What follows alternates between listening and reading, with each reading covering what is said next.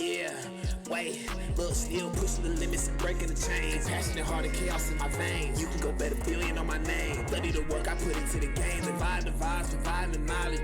Got the motion like a college. You can get lost in the wave that's violent. WWF 3 with BF. Passionate armor warrior, the light is big time way I'm turning wrongs to right. Taking down my demons, I'm a smiter. 4v1, I'm a boss fighter. Immersive when I hit a miss a one tap. Break him, I'ma take him to a shatter point. I was mobile like a destination, but world shots cooking at my station. I never turn my back on my creation. I can never turn my back on my community. I feel this feeling when I'm live. It's reminiscent of a high. I tell the haters say goodbye. Blast them away with one look in the eye. A football where they fly. More than $1 million on my mind. I'm pushing the limits and breaking the chains. Passionate, heart and chaos in my veins. You can go bet $1 billion on my name. Bloody the work I put into the game. Dividing the vibes, providing the knowledge. Got the motion like a college. You can get lost in the wave that's violent. WWF 3 with BF. I never turn my back on my creation. I can never turn my back on my community. I feel this feeling when I'm live. It's reminiscent of a high. I tell the haters say goodbye. Blast them away with one look in the eye. A football where they fly. More than $1 million on my mind. I'm passionate armor warrior. The light is big time way I'm turning wrongs to right. And taking down my demons, I'm a smiter. 4v1, I'm a boss fighter. Immersive when I hit a miss a one tap. Break him, I'ma take him to a shatter point. I was mobile like a desolation with world shots cooking at my station. Pushing the limits and breaking the chains. Passionate, heart and chaos in my veins. You can go bet $1 billion on my name. Bloody the work I put into the game. Divide the vibes, providing the knowledge. Got the motion like a college. You can get lost in the wave that's violent. WWF 3 with BF.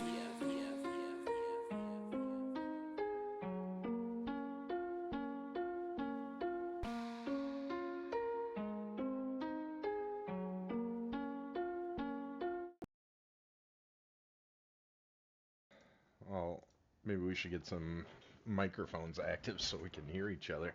What's going on, brother? Hello, hello, my friend. So you had a long journey out to Illinois to go find yourself a car for the wifey. Uh, yeah, I gotta revise that. It's your car now? Sorry. Well, no, I didn't go to Illinois because on my way they called me and said that it sold. No way. Yeah, that's how my day started, brother.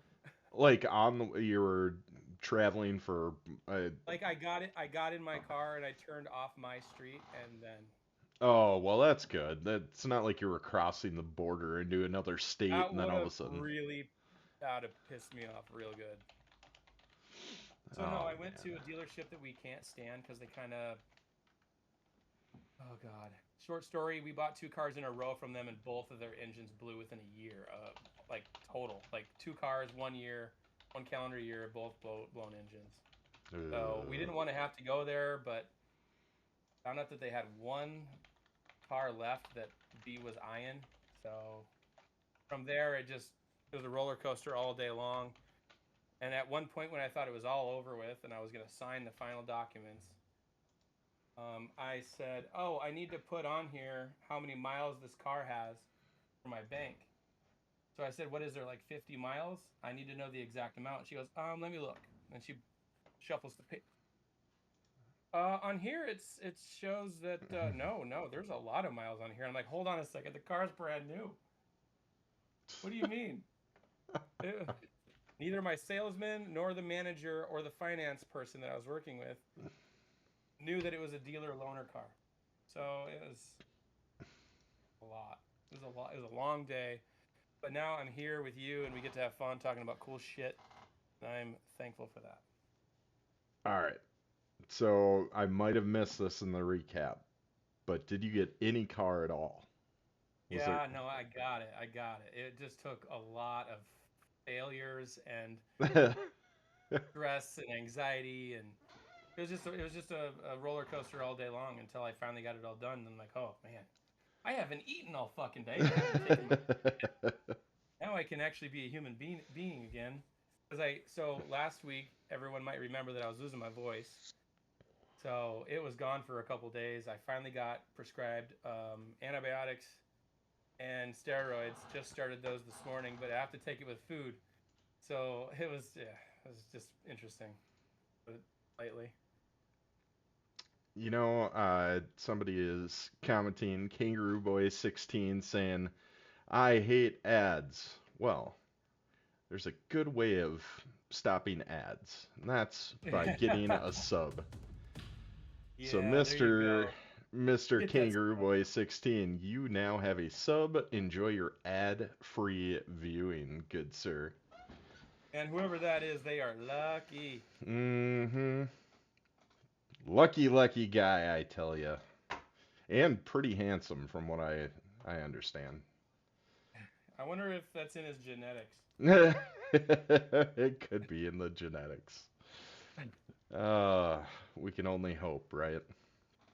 We can So, only hope. what else, anything else happened fun over the past week since we last chatted besides hunting down cars? I went back to my favorite buffet for another amazing meal. Ooh. Addicted. I am basically just addicted. I'm wondering if they're putting crack in their kung pao chicken. Oh, that's MSG for you. No, nothing crazy. Just been hanging out with my dog. I think she's finally about to being herself. After being a shelter dog, you go through so much. Hmm. She, for example, she won't drink water, so I have to give her crushed ice, Hmm. which I don't understand it, but she's the first dog I've ever met that does not want to drink water. And the few times that she did drink water when we first brought her home, she would gag on it. So, we've gone to the vet twice in the first month that we've had her. We've had to get some different kind of medications in her. She had a parasite from Texas because that's where she came from. So we had to get rid of the parasite that was in her bowels. And then we found out that she had kennel cough, which was probably the reason she was gagging on the water. So her last dosage of the kennel cough meds was like 2 days ago. And right before we went live, I let her outside and she freaking bolted out the door, running in circles around the trees. Like she's getting her energy, she's getting out of her shell. So I'm really excited about that.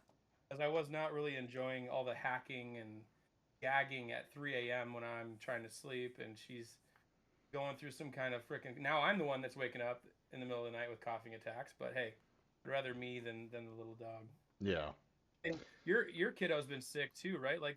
I feel like everyone is sick right now.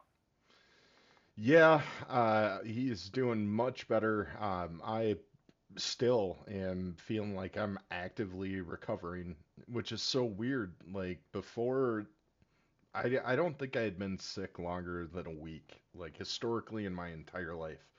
And Yeah, I've had this lingering congestion, this cough, this sneezing. Been impacting my voice, my sleep.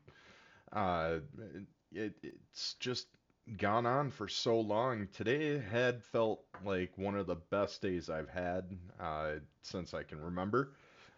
yeah. But even so, I still feel the crud and yuck, and it's just like, what in the world is going on? Yeah, I'll give you I'll give you a recap. A month ago, I had influenza. Then the wife got walking pneumonia, and then right before she got better, our youngest got influenza while we were gone on vacation. And we come back, and he's just getting out of his influenza. Then he gets an ear infection, and then he gets me sick. That's why I lost my voice in the podcast last week. hmm And then he's spring break for him, so now he's with his grandma. And after a half a day, he got neurovirus. So now he's throwing up all over the freaking place. It's just like it's the bullshit that never ends. I feel like it's lamb chops play along, and we just got to start singing the song that never ends. Except for it's the sickness that never ends, and it's driving me absolutely crazy. Yeah. Yep, I can get over this whole stupid sickness sooner rather than later. Would be nice to just move on with our lives, right? Yeah, and then I'm so used to selling one card at a time on TCG Player. Then I come home to freaking order of 67 cards. That's always fun to pull. Oh my goodness. You Losing know, my mind. you've tend to be a creative thinker. I don't want to say like a conspiracy theorist by any means, but you've been a creative thinker. Not just believe in everything at face value.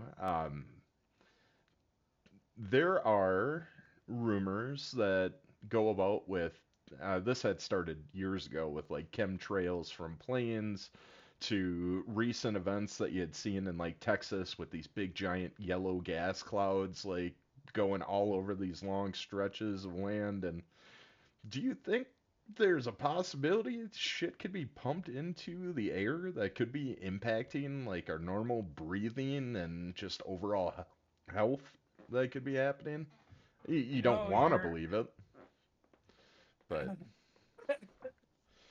oh, you're now. asking you're asking a guy that you should be asking this to.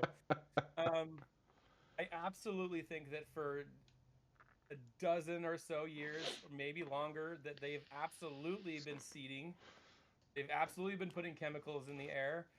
I feel like it's impacted everything, to specifically like the hurricanes. We just had a huge tornado outbreak a couple days ago. It's kind of funny too, like where they spray. Like I saw an image of where they spray the most, and that's where all the hurricanes get churned up. So I don't know. It's a little weird. No, I'm not. I don't think that the Earth's flat, but I sure think that there's a lot of funky shit going on.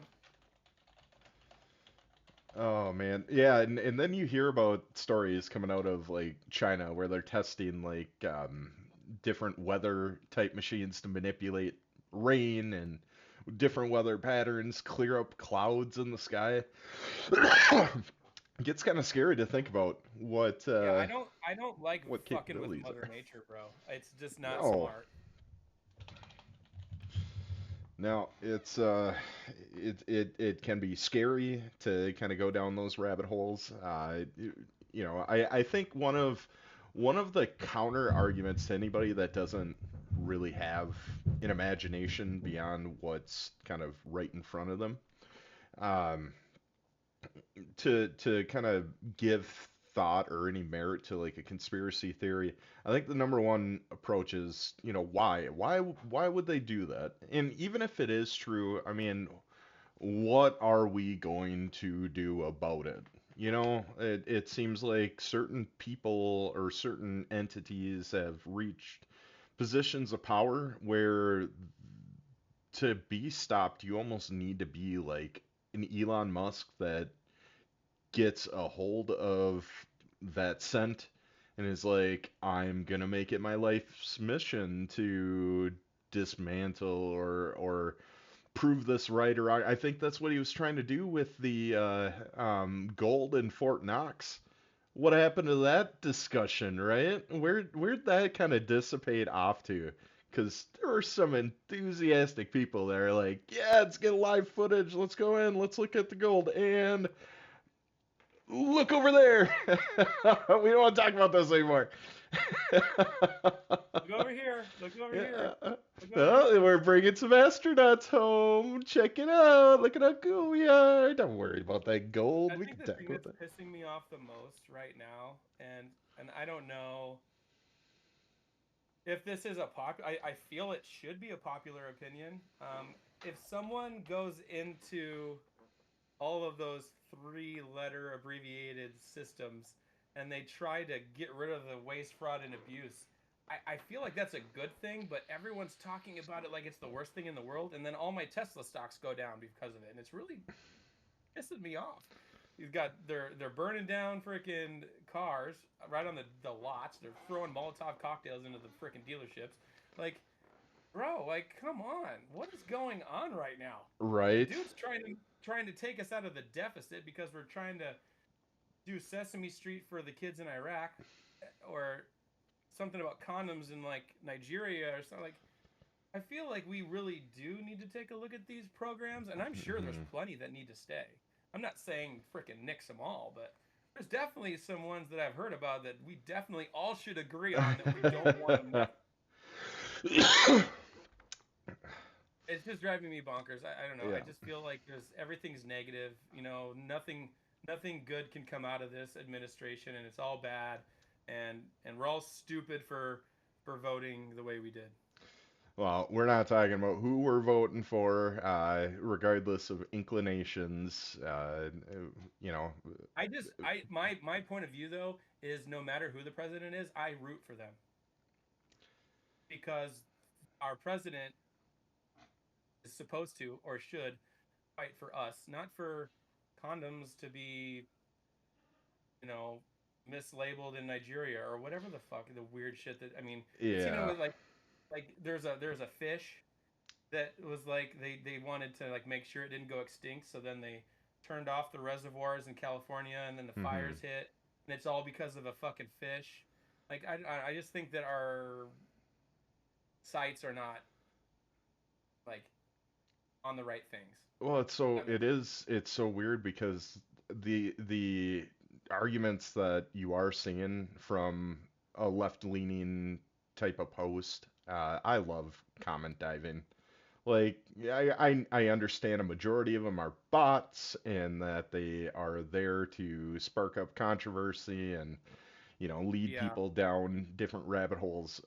But one of the fascinating things is the argument now that they're stating, well, only a third of the U.S. ever voted for him, and it's like, well, only a third voted for Democrat and any other Democratic president, just like a third voted for Republicans before that, and doesn't yeah, speak for the majority. And it's like, well, yeah, he does. I mean, have we lost sight of like any team building activities that any of us grew up on where, all right, guys, you need to pick somebody that's going to speak on your guys' behalf or somebody that's going to represent as like the leader? That's what the president is. That's what we chose yeah, as our leader to represent us. And whether the person that I was choosing got picked or didn't get picked, we still have a leader in place that it's supposed to be a reflection of ourselves. So if they're not equipped, right, and then we start looking at, well, it's not lesser of two evils. It's look at the collective and see. I'm seeing support from a lot of individuals that are truly just looking like an Elon Musk that's looking to benefit humankind. I mean, that's a personality that I really get attracted to. Not because he's just smart or that he yeah, has money, it's that he is consistently forward thinking on like what can we do to retain our civilization during worst case scenarios. We have those for active shooters in elementary schools, and yet we can't think of might be best as a human race to have like an evacuation plan or I don't know, a fallback to just in case, an asteroid wants to wipe us out like it did the dinosaurs. I don't understand. yeah. That too. Like I honestly feel that we're here for a good time, not a long time. I think that this is probably an unpopular opinion, but I think that we've been reset a few times. Yeah. Um, I truly do. I think that our history is unlike anything we've ever been taught. Like when they found Göbekli Tepe in Turkey, and it's dated to be 12,500 years old, but they've only um, they've only dug out like 8 to 10% of it, and they don't want to dig any more out. And I don't know why that is. Maybe because the mystery of it is more appealing than knowing everything. But like, I've really been doing deep dives into ancient apocalypses, and special shout out to Ancient Apocalypse seasons 1 and 2 on Netflix. They're very good. I don't know if Hmm. you've ever heard of his the guy that does them. I'm gonna look it up real quick because I don't want to butcher that. But Ancient Apocalypse. I'm probably gonna Graham Hancock. Graham Hancock. Yep. He's been somebody that I've probably listened to 100 hours of content or speeches from him, whether they be from his Netflix stuff or his podcasts that he's done with Joe Rogan. But man, there's really a lot of stuff out there that makes you wonder. I think that the Sphinx in Egypt is a lot older than the academics teach us that it is. It shows signs of water erosion from so long ago, and how long that it would take to erode that way, because it's not Hmm. wind erosion, it's water erosion. And I don't know if you know this, but Egypt is in a desert. So for there being water erosion from 10 plus thousand years ago, that that pushes it back even more. I just love everything that I'm hearing out of that camp because it's very intriguing. Hmm. I also think it's wild that we have pyramids in Egypt, we have pyramids in Peru, in the South America area. I mean, we have pyramids all over the place, um, and some of the hieroglyphs or whatever you want to call the cave drawings in different parts of the world. You're seeing the same stuff, and that's Hmm. wild to me. Like you see a humanoid with like a dog head carrying a little briefcase thing in Peru, and the same freaking figurine is drawn at Göbekli Tepe in Turkey, or in some of the places in Egypt. Honestly, our podcast could be all about ancient apocalypse, and I would never stop talking. Yeah, yeah. Well, I would listen and I would share insight as well. Yeah, we could talk about literally if you want to continue on this. Like, I want to know what the hell is in the other parts of the Grand Canyon that are off limits. Why can't Yeah, people look? yep. There's How many people have tried to fly drones into these restricted areas and either got shut down or locked out?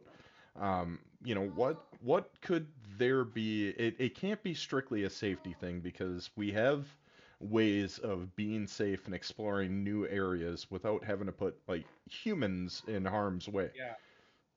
So what really is the concern unless there's Well, I'll potentially a tell you the secret story military about base or development? Yeah, I'll tell you the story about the Grand Canyon thing. I actually learned about this not too long ago. So there was a gentleman. I don't know if he was like he studied cave drawings or if he was like what are the guys that dig? What are they called? The diggers that find dinosaur bones and shit. Archaeologists? No. Archaeologist. It Are was they? it was yeah. So I don't know if he was an archaeologist or what. Okay, but he's in the Grand Canyon, and he sees this beautiful entryway in the bottom of it. And he goes inside and he sees all this crazy drawings and all this really interesting shit. And then he leaves there. He plots the GPS points and coordinates to come back. He goes to a committee or whoever needed to hear about this place. He then never got to go back, and it's been locked down since. Hmm. So well, as soon as the authority figures get into these places that have these really, I think, important historical images and writings, they just freaking lock us out of it. And that's why the conspiracy theories happen with people like me, maybe a little bit of you, right? Where if you don't tell us everything, we have to fill in the blanks, right? Like with Hmm. JFK, you always hear people say, "Oh, the CIA took out JFK." Well, you're going to have people that come up with those ideas when you don't tell them the facts, Yep. right? Or when they teach you about the belt around the Earth that is super high on radiation, the Kuiper belt, I think it's called. Maybe I'm wrong. But there's a radiation belt around Earth, and they'll say like the people cannot go in that or they'll fucking die. So then that makes people that want to say that we never went to the moon, that's a good reason why they never went there, is because they can't get past the radiation. So how did they do it? Well, they show these pictures of the freaking lunar lander. It looks like it was put together by cardboard and tinfoil. And that's why conspiracy theories happen, is because we don't understand what's actually happening. And then we take little bits and pieces of information, whether that's, the information is right or wrong, and we just fill in the blanks. And I would Hmm. really, and I've said it in the past. Talked to Vassy about this once, but I wish that any content we got from like news media, CNN, Fox, whoever, like big media, like I don't think that they should be allowed. Like we shouldn't have to fact check them, because I think that everything that they say should be already fact checked, and we should be hearing the no Hmm. bullshit information. Last night I heard they released 800 more documents for JFK, but yet I haven't seen or heard what any of that information is. So like, Yeah. yeah, my mind's going 100 miles a minute. There's so many things that intrigue me, especially conspiracy theory fun. Well, this will be a good segue because I believe they released 80,000 documents total. Oh, I thought it was 800. 80,000 is a lot different. Yep, 80,000 I believe is the total number of documents that were released.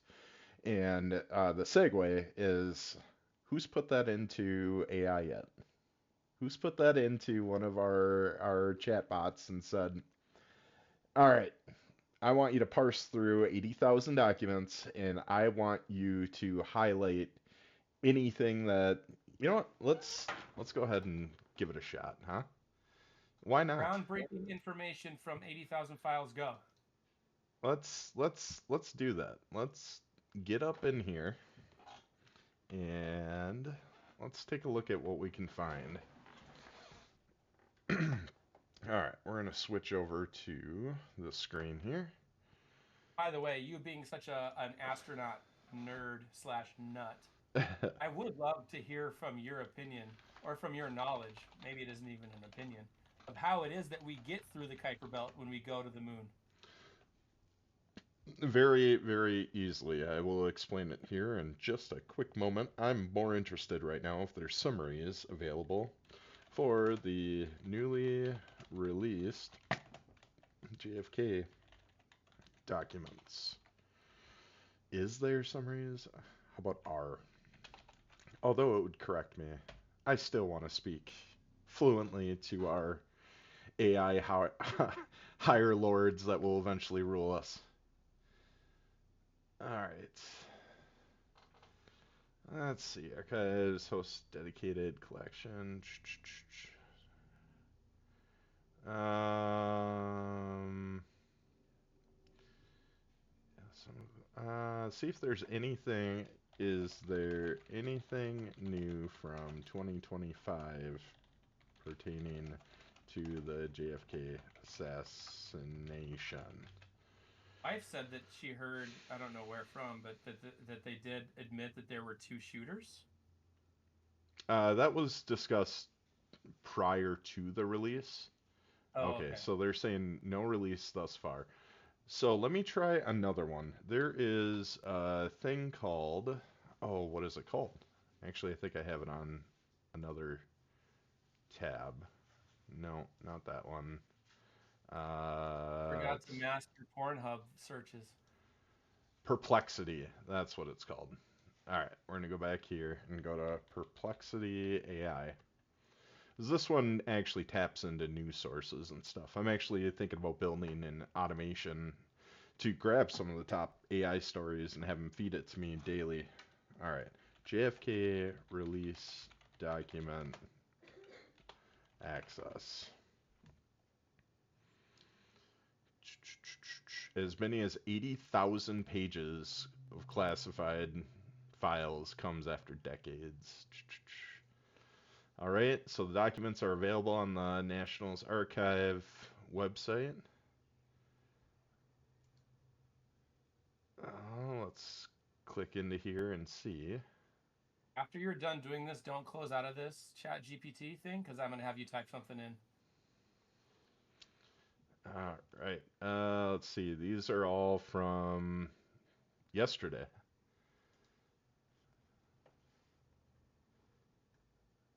Well, what the fudge?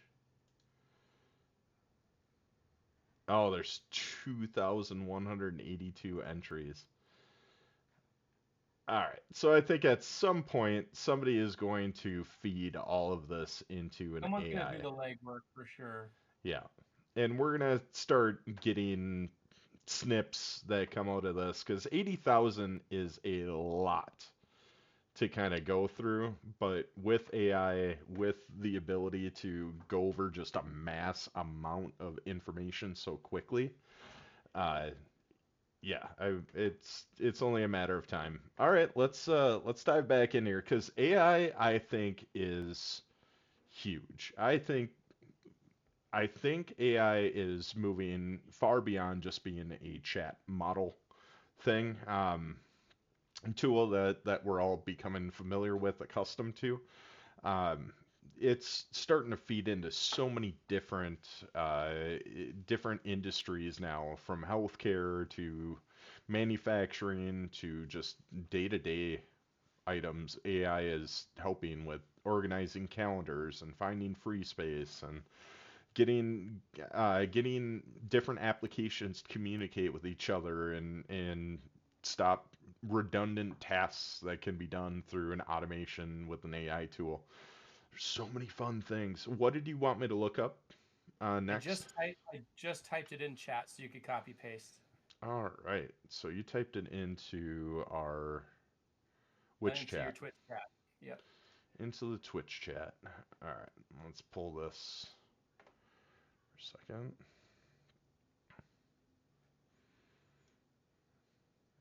Did you send me a private message? Oh, most fascinating facts. All right, got it. All right, let's head back over to here.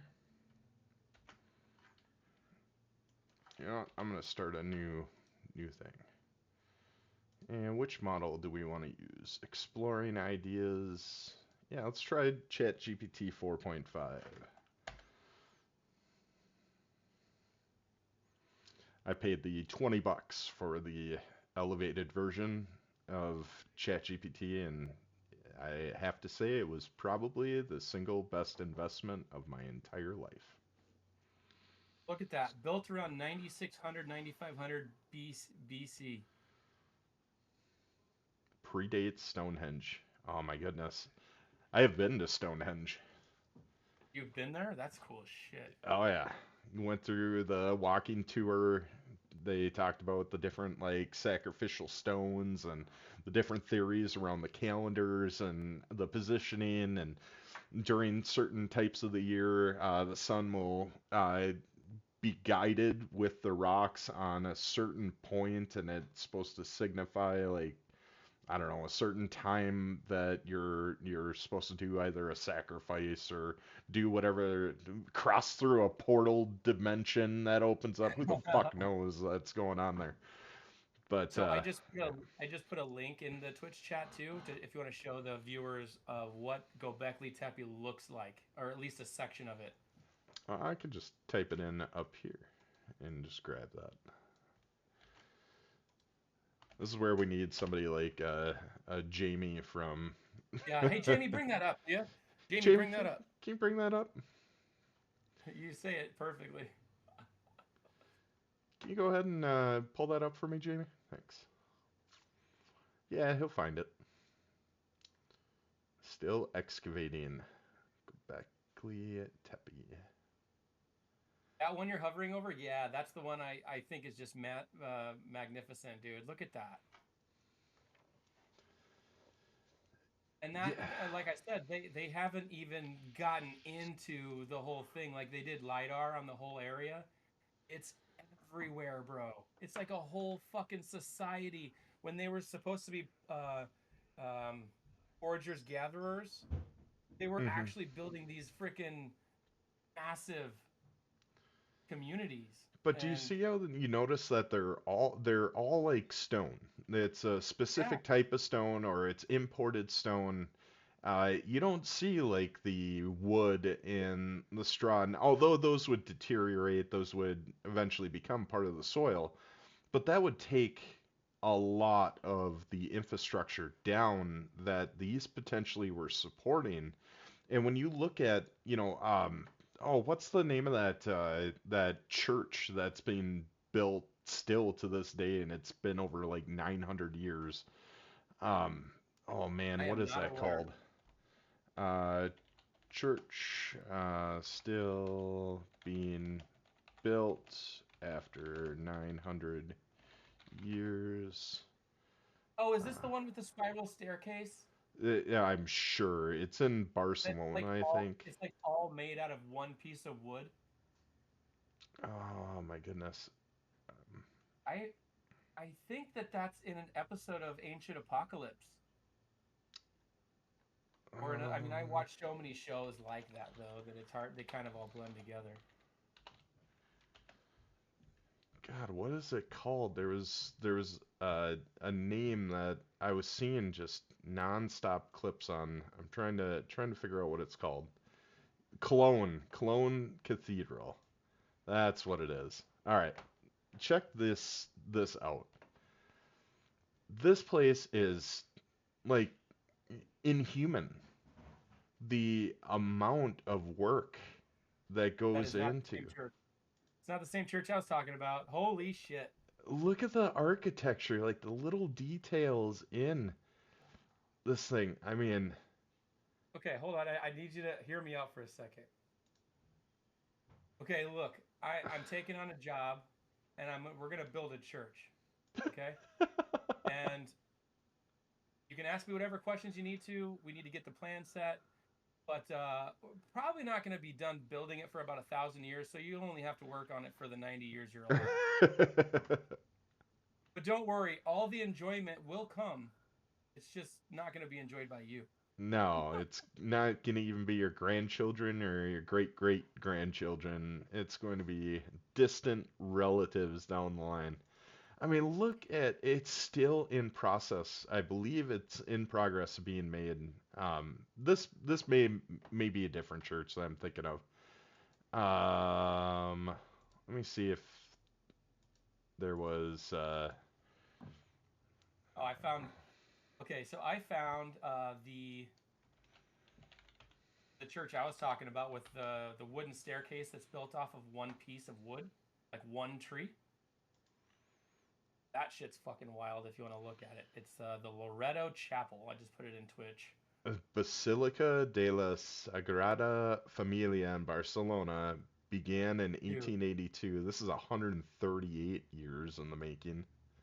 honestly, I didn't think that we had it in us to build something like that, bro. Look at how ridiculous that is. Wow. Wow, they're saying it's going to be complete in 2026. You were just saying, let's play with the idea that we'll start this plan of building a church, and then hundreds of years later, well, we are at the end of one of those crazy, ridiculous requests. Okay, so I have to tell you the story behind the staircase. All right, let me pull that staircase up while you're talking about the story here. Yeah, so I don't remember what my source is. I think it was Ancient Apocalypse, but it could have been another show like that. It was just showing old featured buildings and interesting architecture. And the story is that a carpenter, when this church was like very young, there was a carpenter who went in there and he said that he could build a really nice staircase.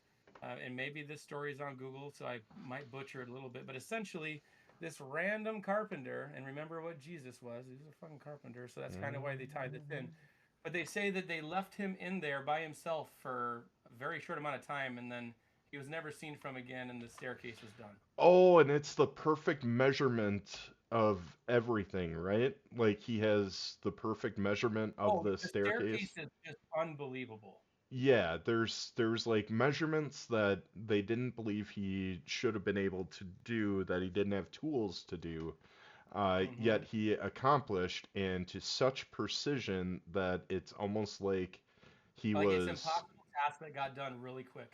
Yeah, not So just now, that, like somebody possessed him or gave him omnipotent power or foresight to just it's beyond just creating a spiral staircase. You can see there's it's way no beyond that. supports in this. It is certainly bent and crafted in such a way to be self-sufficient, and it spirals up at such an easy pace to go up with just precision of every single measurement that comes to this, that matches exactly from the floor to that level that it's going on. Like there's so many. I've heard of this staircase, and I remember. Yeah, people from all over the world travel to go look at just this staircase Yeah. because they say that there's divinity in it because the person that put it together never, like, he didn't take long and he had special powers and then he just vanished. Yep. I remember hearing that story. That's so crazy. It's shit like that, bro, that like I'm just absolutely fascinated with. But that's the The stuff stuff. that we can't Yeah. wrap our brains around, you know? That's the stuff that I really feel like having AI is going to be able to answer a lot of those questions for us. Like, okay, let's take these precise measurements, let's stick this all in. all the different wood types, all the different tools that could potentially do this. Like let's really dive through on even one theory that could be proven on how to accomplish this. And as a single person doing this, you saw how tall that went.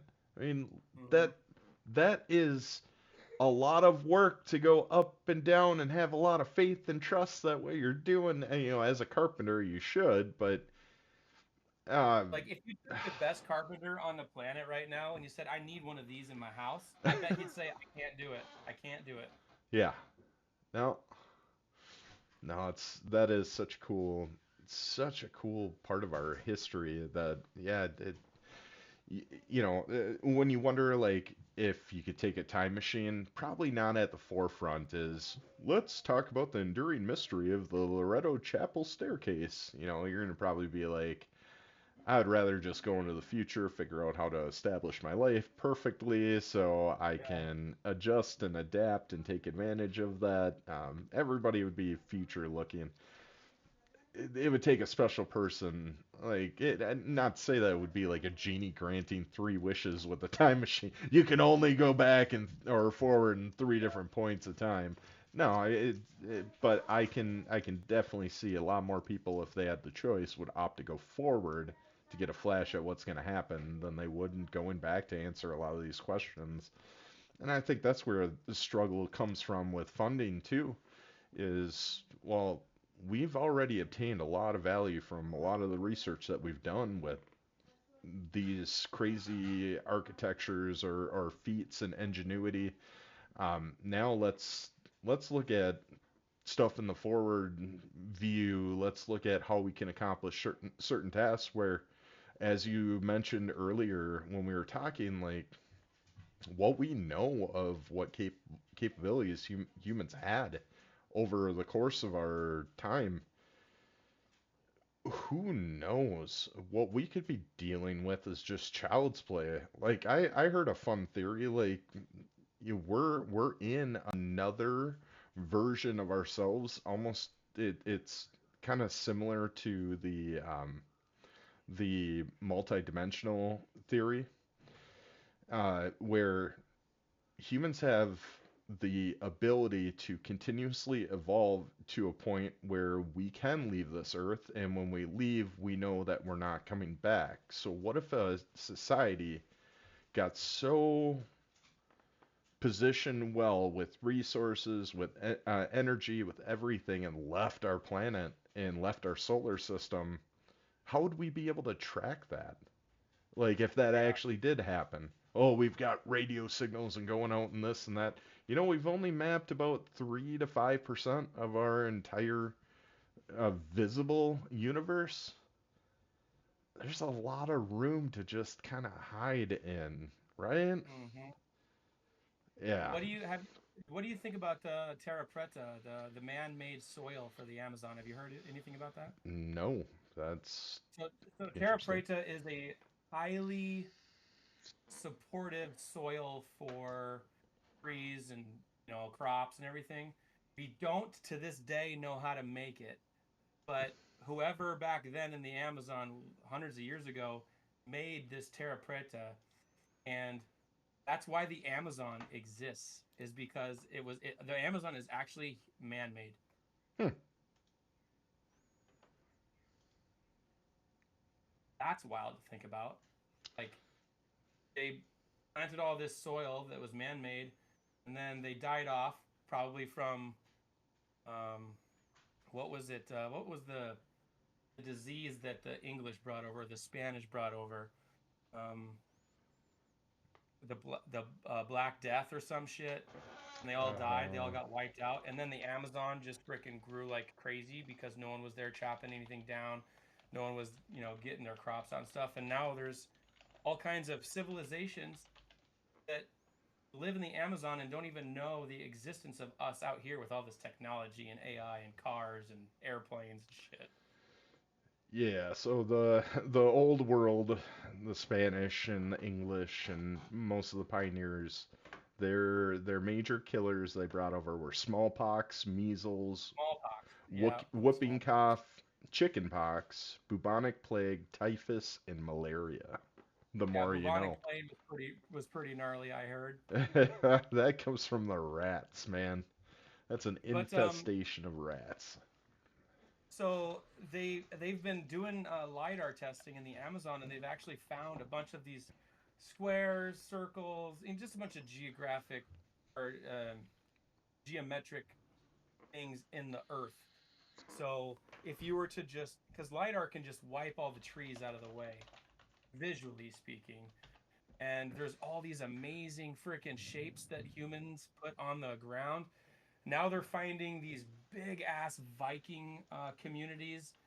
The Vikings were battling the English. The English had these fort systems set up to where if the Vikings came in at a specific place and they were, close to a fort, then that fort would send a messenger to another fort and get reinforcements sent down to defeat the Vikings. So then the Vikings like, okay, so you're going to build a bunch of forts and have them kind of interlinked and intertwined. I mean, you can't just pick up your cell phone and say, hey, you know, Tower 3, I need backup. The Vikings are attacking me on Tower 1.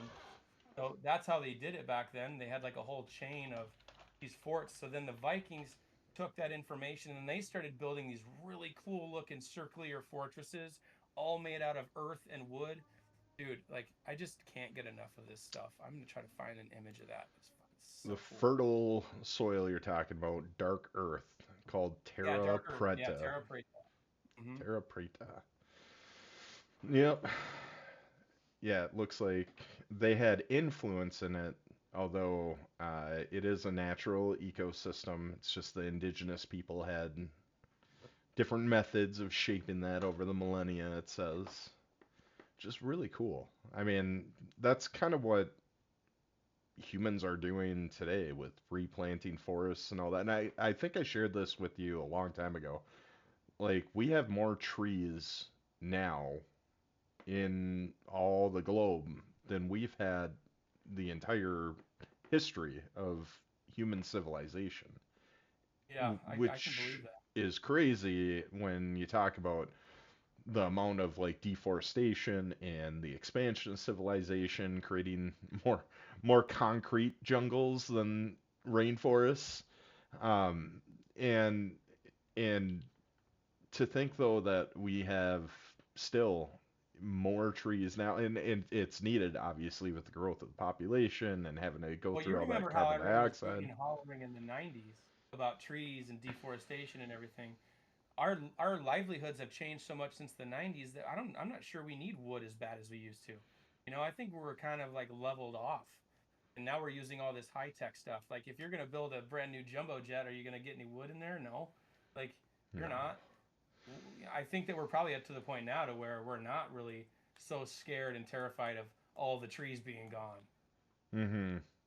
But we are losing a lot of what we would call community like parks and items that are located towards highly congested areas.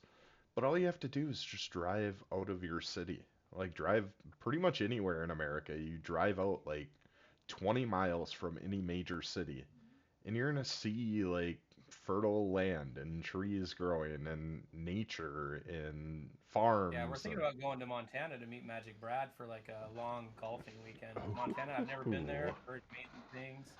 yeah. Definitely want to take a look. What time of the year would you go during ski season for Big Sky? No, we want to go golfing a lot, so it'll have to be in good golfing months. Yeah, you've kind of turned I a spent page in your golfing days. Seems like you're golfing quite a bit these days. Yeah, I just bought an annual pass for the first time in my 41 years of existence. I now have a whole year paid off, so I can just go there and pay for the cart. I Nice. did 27 holes yesterday. Played the best golf of my life. My new clubs just got in. Right after I golfed, they called me and said my clubs were in. So after I left there, I went and got my new clubs. Yeah, I'm gonna be doing a lot of golf, man, because I've learned over the last couple of seasons that the golf course is where I'm most like at ease. My anxiety levels are really low. Hmm. There's literally no depression when you're hitting golf balls because if you're angry, you can just whack the shit out of it. Yeah. I Well, sent you a link in Twitch to show off the Viking ring fortresses. that they've recently discovered. All right, let me pull that up here. And then you can tell me about the Kuiper belt. No, maybe the Kuiper belt's not the radiation thing. Is Kuiper belt maybe the asteroid belt? I don't remember which belt. Too many belts. But yeah, so they found these. They found one of these fortresses. They dated it and everything, and they they lidar'd everything. They had I think it was 16 community Viking houses within this, and then the ring was surrounded by wooden fortress like ramparts and guard towers and stuff. And then they found another one, and the measurements, like you were talking about, the measurements for that staircase were like crazy perfect. The measurements from this fortress to the other one that they found are identical. That's so crazy. And then if you look on the top right, of this image, you'll see these little boat indentations. Those are actually the size of their barracks. So there's 1, 2, 3, 4, 5, 6, 7, 8, 9, 10. There's about 20 of those, indentations. Those were all buildings that all withered away because they were all wood. Yeah, that's kind of what I was talking about, where we see these like stone infrastructures in place, and you just kind of wonder, like, what?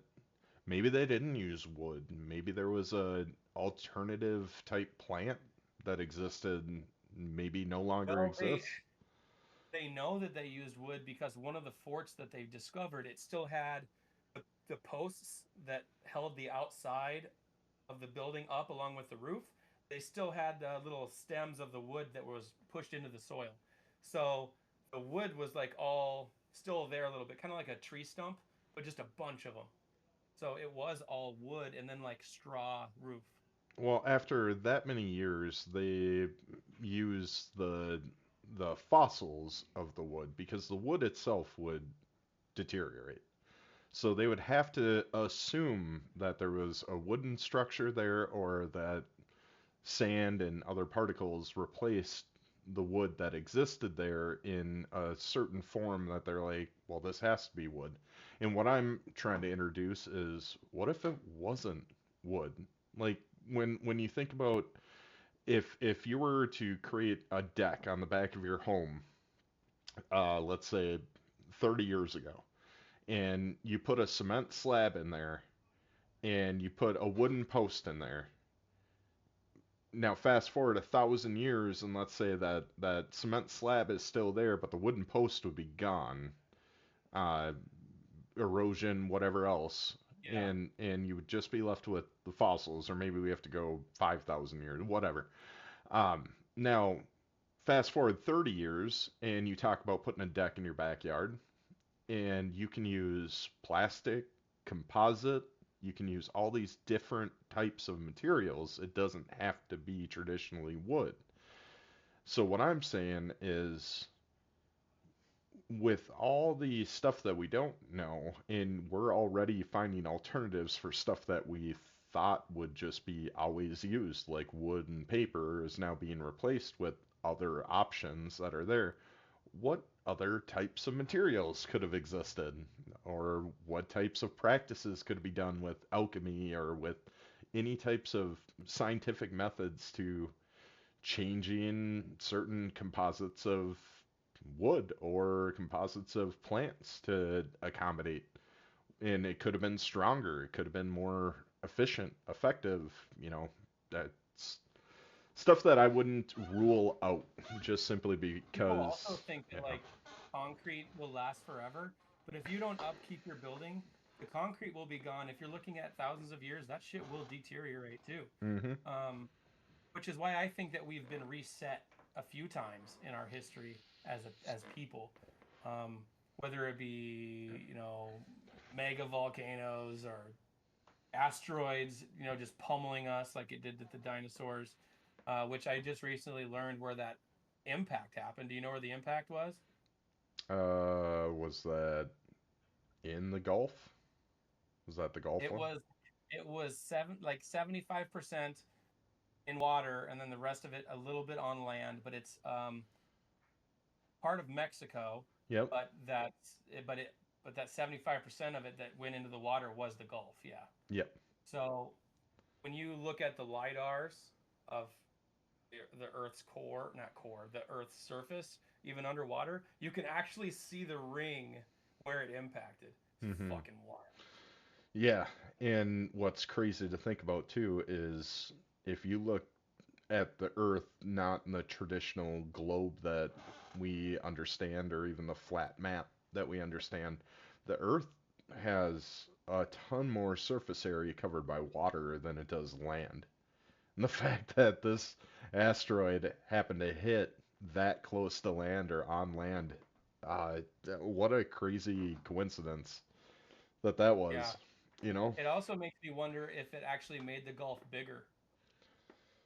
You know what I It mean? Because probably you're gonna have didn't constant exist. waves pushing into the land masses, Yeah. and yeah, I mean, it could have been the reason the whole Gulf was created for all we know. Hmm. I would like to Have you lean towards that. Yeah. have you shoot, what was I gonna bring up? Okay, skip that. I'll remember it later. Well, while you're remembering that, I'm actually gonna get a marbles up because I think we need to do a giveaway. Yes, I love giveaways. Yeah. We're working on the giveaways, working on the giveaways. Do do do do do do. All right. Let everybody know we're gonna start a giveaway now.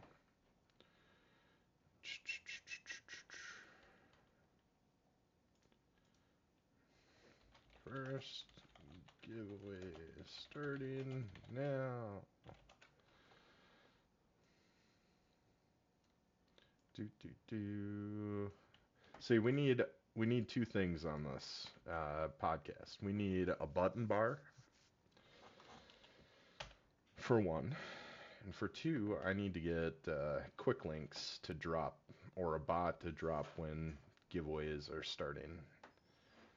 All right, let's go ahead and bring this up here and go to here. What do we want to do? Let's go to the community. Let's go look at average time because I don't want this to take too long. I get my hair to work with my hat. Calm Rolling Wonder. Ooh, beautiful. This looks fun. 209 people have played this before. Let's give it a shot.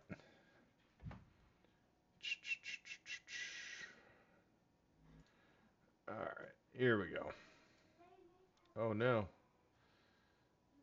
Alright. A givey, gold. A givey. Exclamation point play. Yeah, we got a Wickford up in here. Wiki. Nice. Nice, nice, nice. And this will be $5 USDC. I'll have you send me a DM in Discord. The only thing you have to do is make sure that you are in the FAM Discord. If you are in the FAM Discord, you automatically qualify. Just send me a DM and I will get your USDC address. It's not the Kuiper belt. It's the Van Allen radiation Yeah, belt. I was gonna correct you on that one. I couldn't think of exactly what it was called, but Van Allen, yep, that is correct. All right. Exclamation point. We are our own Jamie. All right. Well, we're waiting for more people to enter in there. Exclamation point play. You just have to be in the FAM Discord, and you are eligible to win there. I had to get new balls for this game in marbles, but you have to invest. I New don't know. balls. I look at somebody like Custom who has like 30 different balls, and I'm like, how? Like, did you really buy that many balls? It's craziness to me.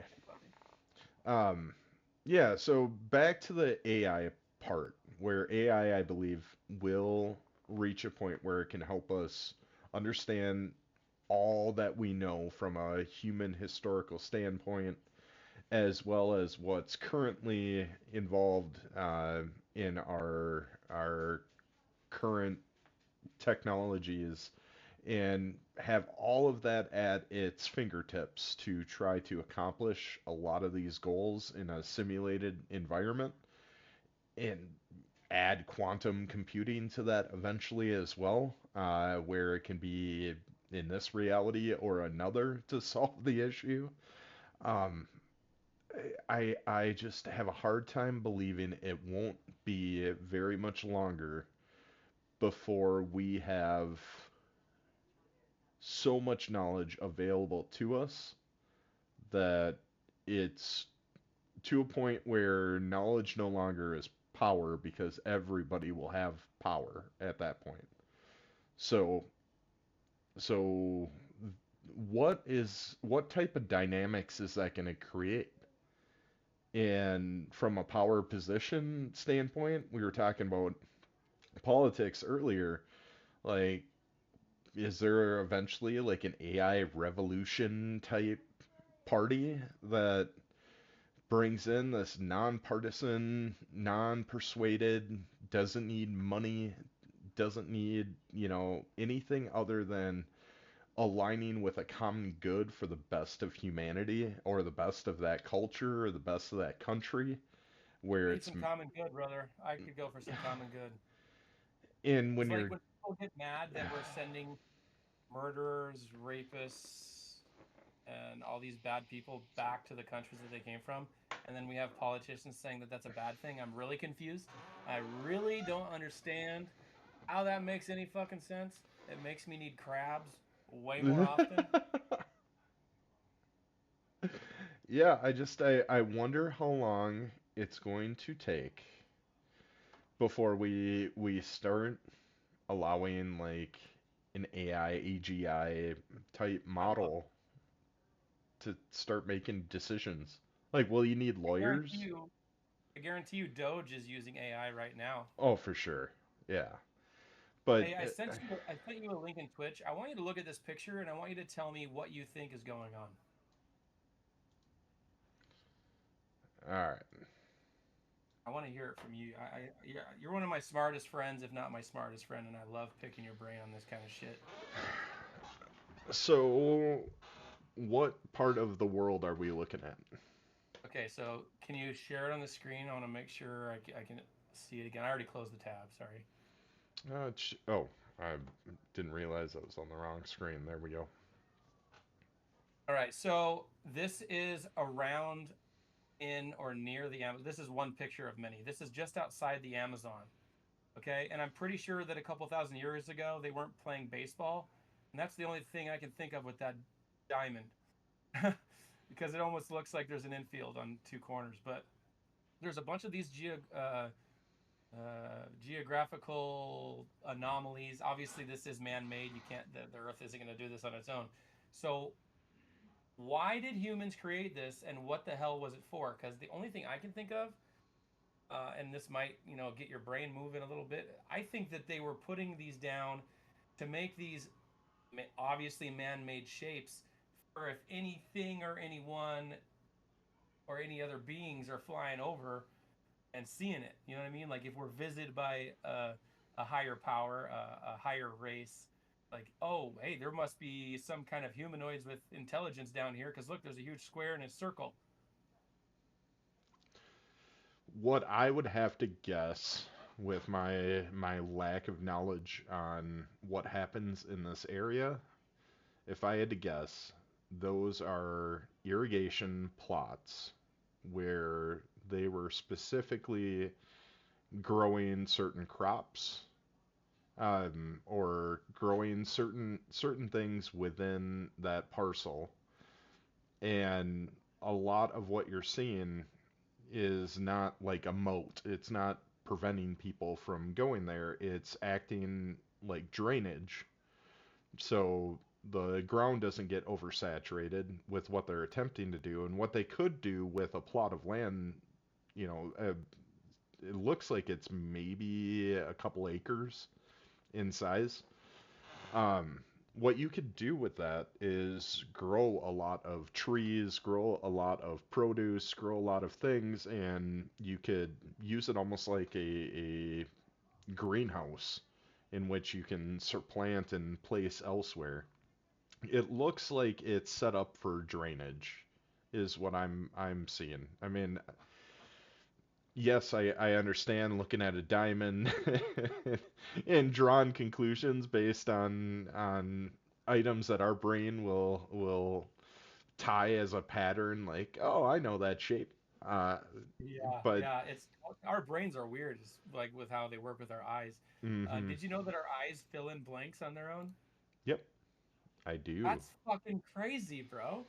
Yeah, colors, also with different shapes, different shading, our eyes. That's why we always say, it's in the eye of the beholder, because that person's reality and what they're looking at does not necessarily align or match up with the same reality of a person standing right next to them, staring at the exact same object. This headline on this image says humans have been manipulating landscape for thousands of years before Europeans even arrived. Thousands of years before they were discovered. That's Well, crazy to me. well, common sense, right? If there's a big giant puddle that's building up after every rainfall, and you don't want that puddle anymore, your natural, your natural reaction would be, I need to drain this out. And how am I going to Yeah. drain this out? And then It, utilize the water for a longer period of time because you can control it.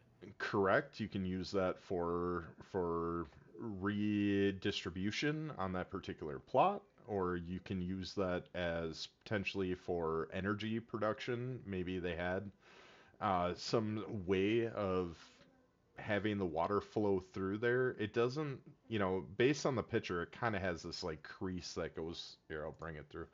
Kind of has this crease that goes through, and I don't know if that's a pitcher being molded with another pitcher and it's causing that. But I mean, it it it seems to me that a lot of these are built for simply the case of agricultural purposes and drainage. Um, that's the only logical explanation my brain can come up with. And again, not knowing what's around this area, I It's just almost don't. like every one of them is different from the next, which is also what really fucks with my brain. Like you'll this is probably the only square with these two semicircles of all of them. You know what I mean? Like you'd think that if it had a purpose, there'd be a lot of the same ones, but they're all different. Well, every piece of land is different.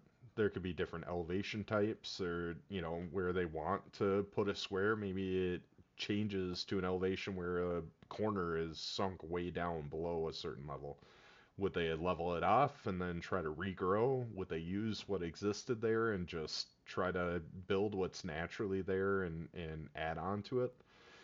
Um, yeah, it could be for multiple things. They could have had cattle on both sides of these and use that water to get their cattle. Ah, like to feed, yeah, to for Like the a cattle. trough almost for them to Yeah, drink from. that shit. So You know what? You need to help these scientists because they're baffled, and you have some answers that it could be. I think that's smart. See, it, this is why I ask you these hard hitting questions because you look at everything different than I do, and it's so nice to have people around you with different ideas and different thought processes because that's what's beautiful about humankind, right? We're all hmm different in our own way. We're gonna bring different. We're all taught different things. We're all growing up in different areas of the world, different raised by different parenting types. Like it's fucking crazy. But I love hearing your point of view on these things, and I love and beer. Beauty of the beer holder is good. yeah, so again, it's limited knowledge. I'm just trying to implement a little bit of logic to it. What would make sense to me? And now you can hit us with a Van Allen belt, and then we can do our giveaway. All right.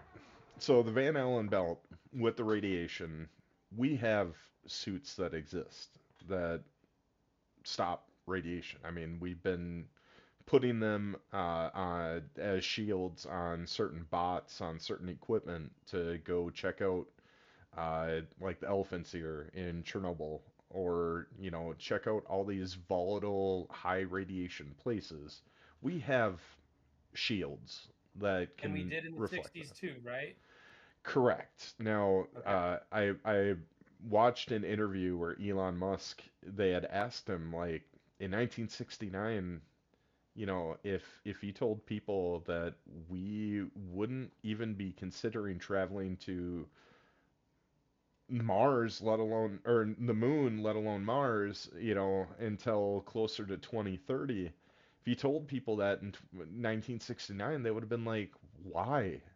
What happened to your culture, and Yeah. what happened to this desire and drive?" And um, he said one of the biggest setbacks was the destruction of the Apollo unit, and he didn't dive into what their reasoning was. I don't think he knows what the reasoning was for the destruction of the Apollo shuttle All after the its missions. data, all the data, all the infrastructure. It was like they're like, okay, we won, and we're never going back. Destroy everything. Yeah, so finding out reasoning why that was destroyed, I think would be easier to acquire than understanding how they solved it prior to 1969. I think it's very capable of being solved now. I think they truly could if if they were given, let's say, 12 months, or we're never going to Mars, Elon. 12 months. I want you to put a man on the moon. Otherwise, all the funding stops, all this like hype around being a multiplanetary species, all of that ends unless you can figure out how to get another man on the moon in 12 months. He would do it. There would be a man on the moon in 12 months. There wouldn't be this talk of the Van Allen belt. There wouldn't be this talk about all these other different barriers of accomplishing this, because the conspiracy theorists would just they would have the answers that they've been seeking, Hmm. and then now it's like, oh, okay, all right, and oh, he turned the camera around, the earth is round. All right, we're all understanding that this is possible now. um yeah, I believe we've already had the material to build the shielding, the suits to reflect the radiation. Do I think it was more because of the scientists?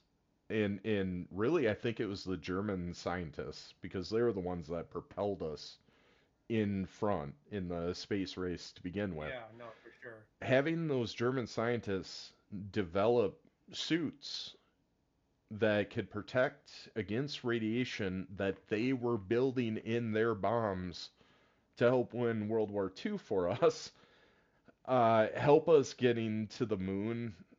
That had to be a lot easier with all the documentation and knowledge they've acquired from all the testing, from all the nuclear fusion, and all the radiation that was generated from these bombs. The same developments that put a halt, a stop to all the viewers that would go out to the desert and watch these different bombs get destructed and watch these mushroom clouds go up, because they started going, oh, there's radiation that goes for miles.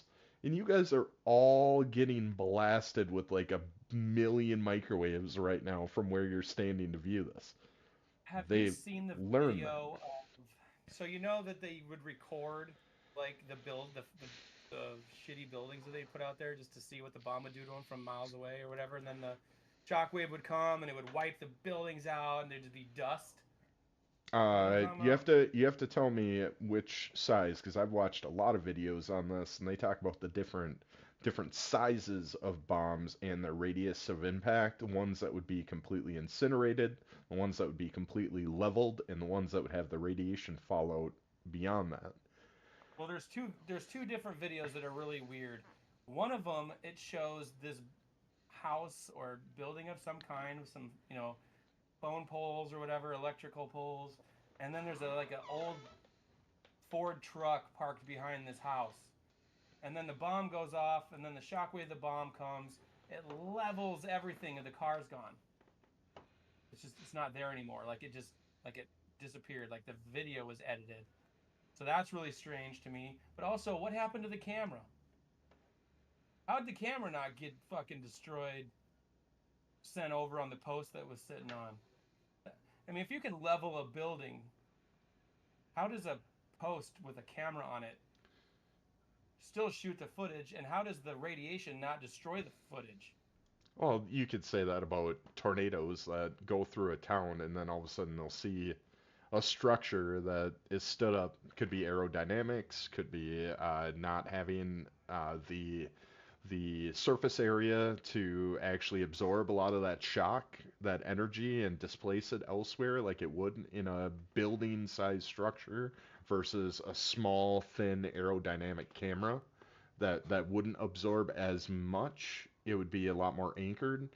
Kind of the same reason why you can't build a skyscraper, you know, 100 stories tall, but just be like one building all the way down because the taller it gets, the more the air would be going against it. It would start getting wavy, and eventually all that pressure would make those joints just kind of buckle, and then it would just come crashing down or fall over, or just eventually just snap and break because of the amount of pressure.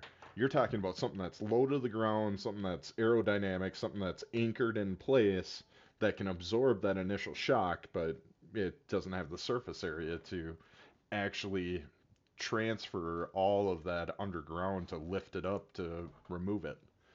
So I would say that would be my logical reasoning behind it.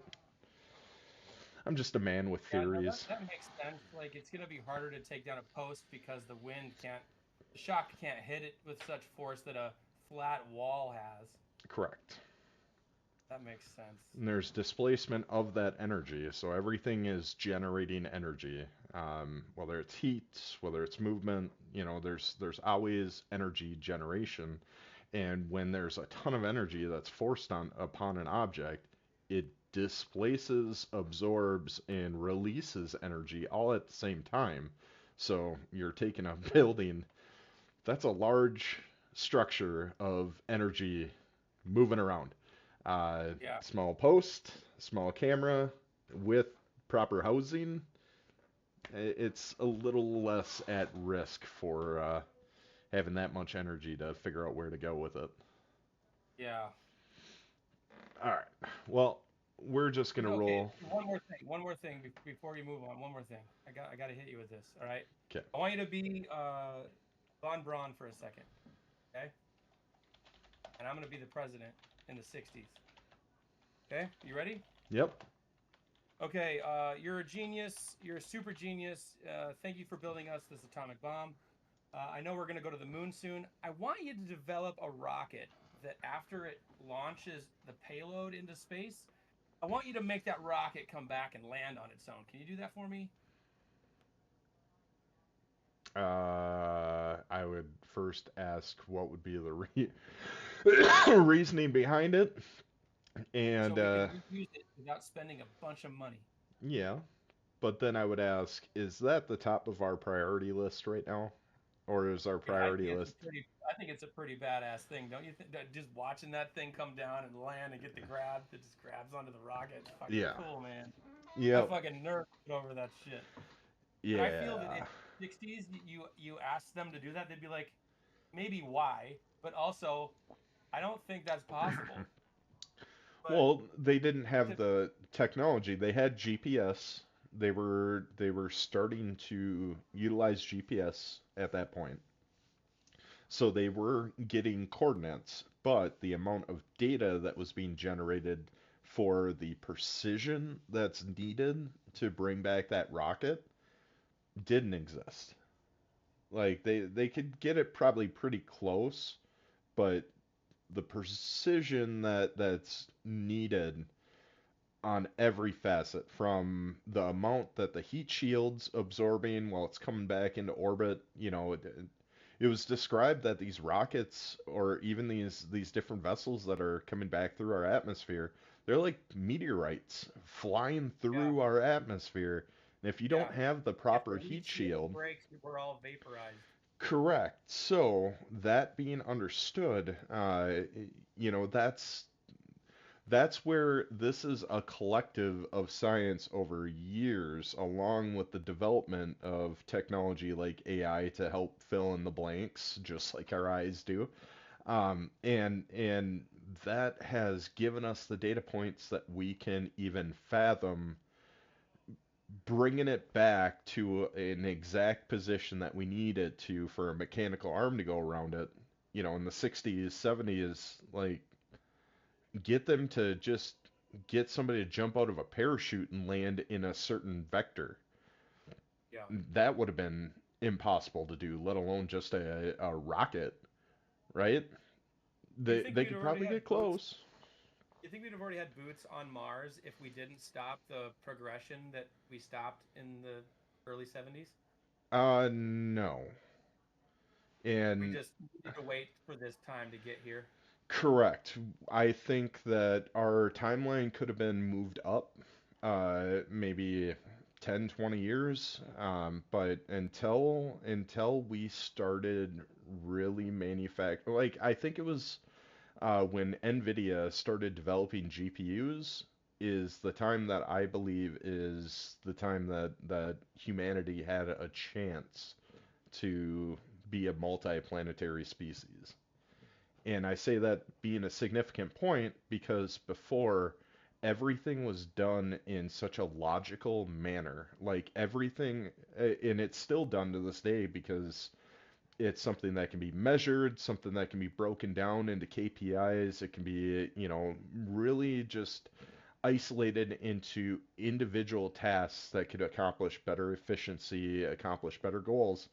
And without the GPU, when we had uh, when we had just basically binary yes or no's, and it had to go in sequential pattern versus having multiple answers all at the same time, that that to me told me that we wouldn't be able to accommodate for all the calculations that would need to come into place to send even an unmanned machine to Mars to effectively capture images or understand its environment to the degree even close to what we have. So, could we have sent like a satellite, a vessel to Mars prior to 1990? Absolutely, we could, because that would be not taking extra calculations like, I don't know, rations for food, the weight that it would take for the food to be on that vessel, the humans that would be on it, their fluctuation in weight while they're on this mission, uh, the oxygen level, accommodating for how much oxygen would need to come on to that vessel, because it's not like they can vacuum in certain elements from space and then have it converted to oxygen. So you have to make sure that you have enough of these supplies, and those all take Yeah. calculations to go in. So I Yeah, think, because you have to yeah, also put fuel in to cover for fuel. correct. So the more fuel you put in, the more fuel you have to put in. Correct. For every bit of This is fuel, there's fucking a hilarious. calculation of fuel on top of that fuel that you need to get that fuel to the destination. Yeah. Have you? So all of these being sequential calculations, I don't think we could send a man, but once you hit the 90s, right, we would have likely better suited shuttles that likely are frequenting going to the moon and back. I Uh, think we just lost a rover there. in Mars or the moon? Yeah, on Mars, I think we lost our most active rover. I think it ran out of juice forever, and it sent one last message goodbye to us not long Oh, ago. That's Yeah, I sad. think it was like 2 or 3 weeks ago. I read an article that said the Mars rover sends his last goodbye picture or something. So he Huh. took a selfie and then went offline forever. That's weird. I wanted to say it might have been 2 or 3 weeks now, but I was watching the sunset on Mars through its video camera. That would be wild. All right, Yeah. Mars rover off. Well, you've got a 1 in 5 chance to win $5 USDC. We're gonna jump over and do that giveaway really quick. There's more giveaways that are gonna come. We might group them up at the very end. We might just send or do a couple of giveaways between now and then. So this says opportunity. The one of two rovers sent to Mars in 2004 is officially offline for good. NASA and JPL officials announced today at a special press conference, I declare the Opportunity mission as complete, and with it, the Mars Exploration Rover mission as complete, said NASA's Thomas Z. So yeah, it's offline. Hmm. I figured it had solar panels on it and it could just last forever. So I was kind of surprised by that. Yeah, but they also said they lost the Voyager 2, and then that all of a sudden came back online as well. Oh, I didn't know it came back online. That's news to me. Yeah. You know damn well Wick's gonna win this thing, right? Oh, he usually does. He's like, I'm back, bitches. I'm taking all the giveaways. Wickford. Yeah, but if he's by himself here and everybody else is working on bringing it down together. Oh, no, he still figured out a way to do it. Libra just flies right by him. He's like, I'm out of here. I'm done with these foos. Oh yeah, he got locked up a little bit. Portal! Oh my goodness. This map is crazy. What? Libra, then Wick, then me, then you. Nice job, Libra. There we go. All right, Libra, I'm gonna reach out to you on Discord really quick, and then you tell me what USDC address you want that $5 sent to. Can I give you a quick pop quiz? It's just a one-question quiz. I want to see if you know the answer. All right, hit me. If you're in the middle of the ocean at any point where you can't see land, how many miles can you see to the horizon, any direction? Ooh. Let's assume it's perfect conditions. Perfect conditions. I believe it is up to, was it 3 miles? You are right. You hit it on the nail on the head. 3 miles. If Oh. I didn't look that information up when I was in Cancun, because I was curious, if I didn't look that up and you asked me that question, I would have probably said like 150. No, what's kind of fascinating about that too, and kind of that creating that ghost look. So if you're on like an island and there's mainland that's nearby, how it looks all hazy and and that's Right. because we still are looking through atmosphere, air Yeah, molecules. you're And the right. further that you are back, the more congested that actually is. So more polluted type places or ones that have like certain elements that are happening in the air, like it's getting condensation buildup, so it could be raining soon, could be snowing soon, could be whatever.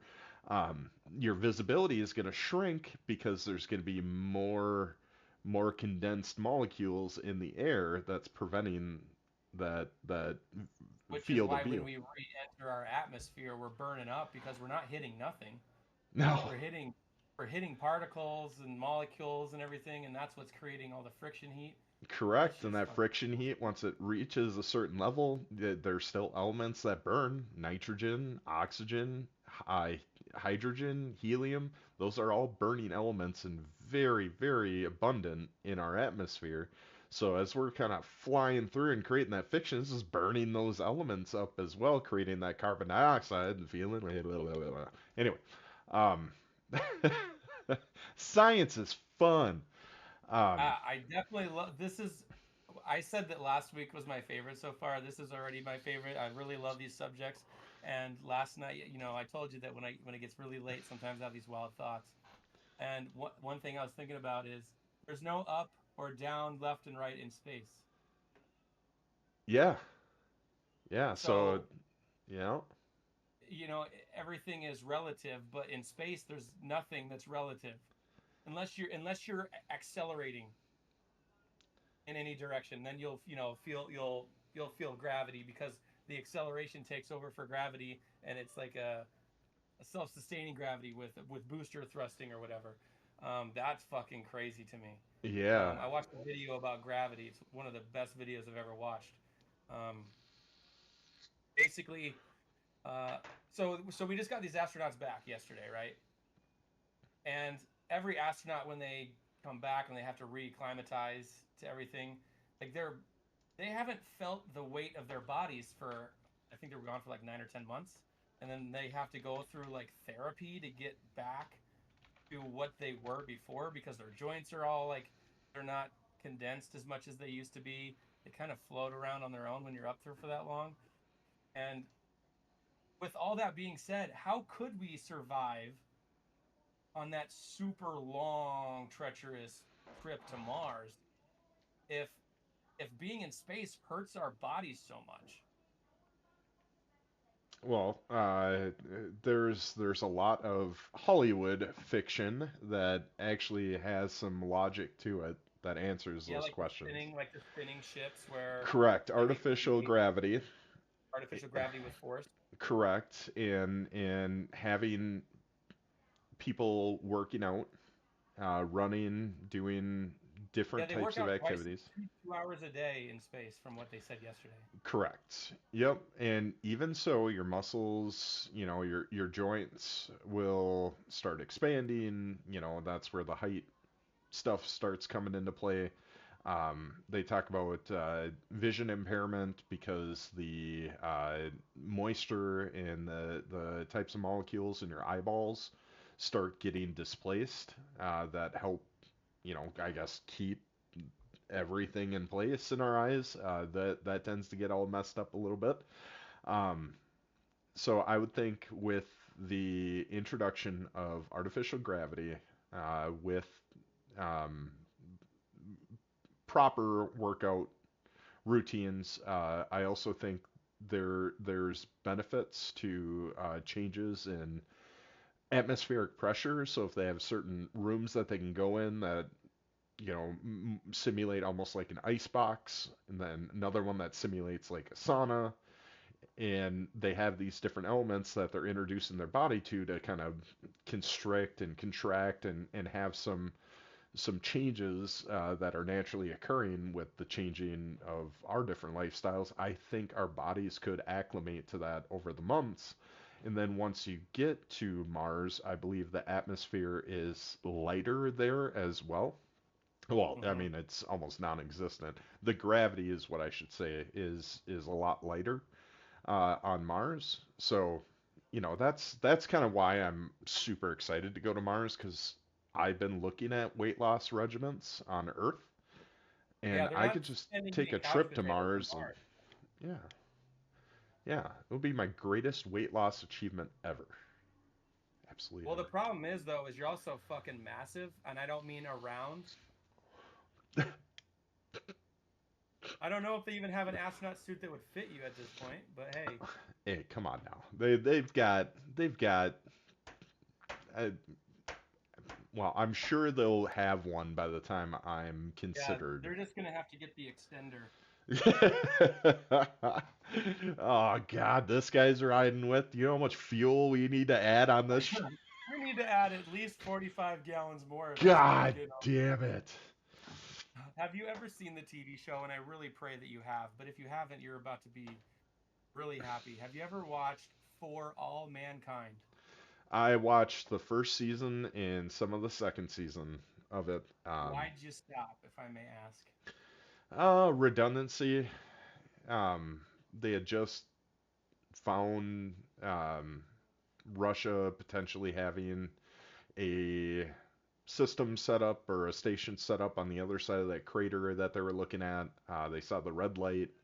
Um, the one girl injured herself to save her other pilot from being like taken out of NASA completely and ruining Yeah. their entire trip, and he was going to be left Yeah. there alone. But up to that point, it was a lot of redundancy in the story. They were trying to introduce these like human elements from what they're facing from back home and the struggles of Yeah. trying to maintain a family while having a dominant figure that's thousands of miles above the Earth's surface. And Yeah, um, I get those points. That makes sense. it was not like what was super exciting was the race. What was super exciting, even after they lost, it was the different introductions into that race. Like, oh, now they're sending the first female up there, and now they're Hmm. battling for the first station up there. And the But first goldfish and the first freaking puppy. Yeah. yeah, and then after a while, it was like, okay, I can kind of predict the direction that this is going in, and although they may introduce a couple of weird twists, it was like it was a fun story until it wasn't anymore. Just Well, in I yeah. went through the whole thing, and I'll tell you the last two seasons or the last season, in the latter part of it, they go to capture an asteroid for its minerals and materials and metals and all that. Which is That something I mean, we're that was considering right now, yeah, in it real was life. really fucking cool. I mean, I would suggest giving it another shot and keep going. It's pretty damn good. How cool would that be if we got so good at redirecting asteroids and mining that Yeah, like, hey, that Mr. President, we actually have an asteroid headed directly to us, but it'll be like 2 years till it gets here. So if you want to send a mission out in like a year, and then we just mine the fuck out of it before it gets here, it will be nothing, and we'll have a whole bunch of cobalt and blah blah blah. or we're going to redirect this into the moon because we've done the calculations, it's not going to have much impact, but then we don't have to risk the lives of trying to mine on this moving rock through We don't space. have to Armageddon it. No, we can just redirect this into the moon's atmosphere, into a landing spot. We can't control that landing spot, but we know exactly where it's going to land. And based on the manipulations that we have, tools that we have, we can make it land approximately in a spot that's not going to harm our base that's up there. Then we can send our miners over to spend as much time as they want to have it continuously feed back to Earth proper minerals that are needed to continue advancing our civilization. Well, I you don't think have that's to a watch realistic the show possibility. anymore. You don't have to Redirected to watch. China, Libras. You don't have to watch the show anymore because you literally described what they ended up having to do, putting it in our orbit so it was near us and we could just mine it from close to home, rather than trying to mine it by Mars and then bringing it back to Earth. Yeah, So see, they do that where they try to put it in the, I don't know if it was the moon's orbit or the Earth's orbit, but that's exactly what they ended up doing. so it would be a little scary to put it in the Earth's orbit, right? If you put it in the Earth's orbit, for one, you're going to be competing with satellites, and for two, that would just be such an unsettling sight for people to watch this giant rock floating around in our atmosphere, Yeah. depending on how big it was. And just imagine what would it take to slightly adjust that trajectory, because we talk about like the International Space Station being like in this like area that it needs to be in our inner space to go around. And if it was like few degrees lower or few degrees higher, it would be Well, yeah, burning people up don't or understand that the International Space Station is literally falling. yeah. It's constantly falling, but at the perfect speed and at the perfect distance to where it never actually falls. How can you do that with an asteroid? So I think that would be foolish I to would not want to do the math on that. Because yeah. if you get that fucker wrong, there's going to be seven Well, billion, 8 billion people not happy with you. well, I don't think they will have any feeling I don't think they'd be mad or sad. They just wouldn't exist. That's a great point. We would just be toast. You know, I'm a huge fan of Tom Clancy, Libra. I don't think Clancy works on space missions too often. Send Jack Ryan up there to figure that shit out as an analyst. When do you watch? Did you at least watch Third Body Problem? I did watch Body Problem. It was very intriguing. It definitely was thought provoking. It kept me interested throughout. And what I really liked about it is they didn't have some corny ending to it that resolves it. They know it's an unsolvable problem, and Well, I they think there's talk gonna about be the a second issues. season, but I'm gonna check right now. Third Body Problem Season 2. Jamie, look that up for me. Yeah, no problem. Third Yeah. Body Problem has been renewed for a second and third season by Netflix. hmm Filming for season 2 is set to begin in early 2025. Baby, let's go. Yeah, so that's a problem that I have with Hollywood in general. How you said that I was able to just just thinking logically, I'm like, Yeah. here's a potential path that they would take, that This is that why my makes wife hates sense. watching movies with me, is because I'm like 5 minutes in and I'm like, that dude is gonna end up backstabbing everybody at some point in this movie, and then it'll happen. She'll be like, "This is why I don't watch movies with you, is because I fucking know it's gonna happen." You know what? The lower budget films where they get like a person that you know is either traditionally a villain or just looks like a villain, it ruins the entire and in the whole movie I'm just sitting there waiting for that big drop, that big like reveal that all of a sudden, yeah, they're behind it, and I'm like, yeah, we fucking knew this from the beginning. Yeah, like it'll be a murder mystery, right? And then they won't introduce the killer or the murder or whatever. But at one point in either the first 20 minutes of the movie or the first couple episodes of a season, they'll be in a school and walk by a janitor, and it'll show the janitor for you know point 0.3 seconds, and the janitor makes a weird look at whoever was walking by him, and they're like, "Hey, the janitor is the one that's killing all the Oh kids." yeah. Oh, there's your foreshadow. Yeah, it's Yeah. like, why? I mean, you're literally just fucking told me who the bad guy is with this 1 second long clip of the show or movie. Like, let's get. I mean, let's. All, I will say too that like it's probably hard for Hollywood right now because no one's going to movies really anymore. I went to a movie the other day, Mitchie 17. I think it's Mickey.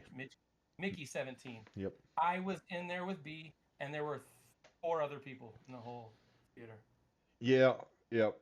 Theater experience is slowly dissipating. Their Hollywood blockbusters are going right to streaming through Apple or through Yeah, Netflix.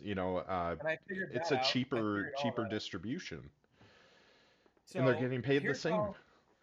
here's how we're all getting screwed. Okay, I thought this on one of my late night gummy sessions.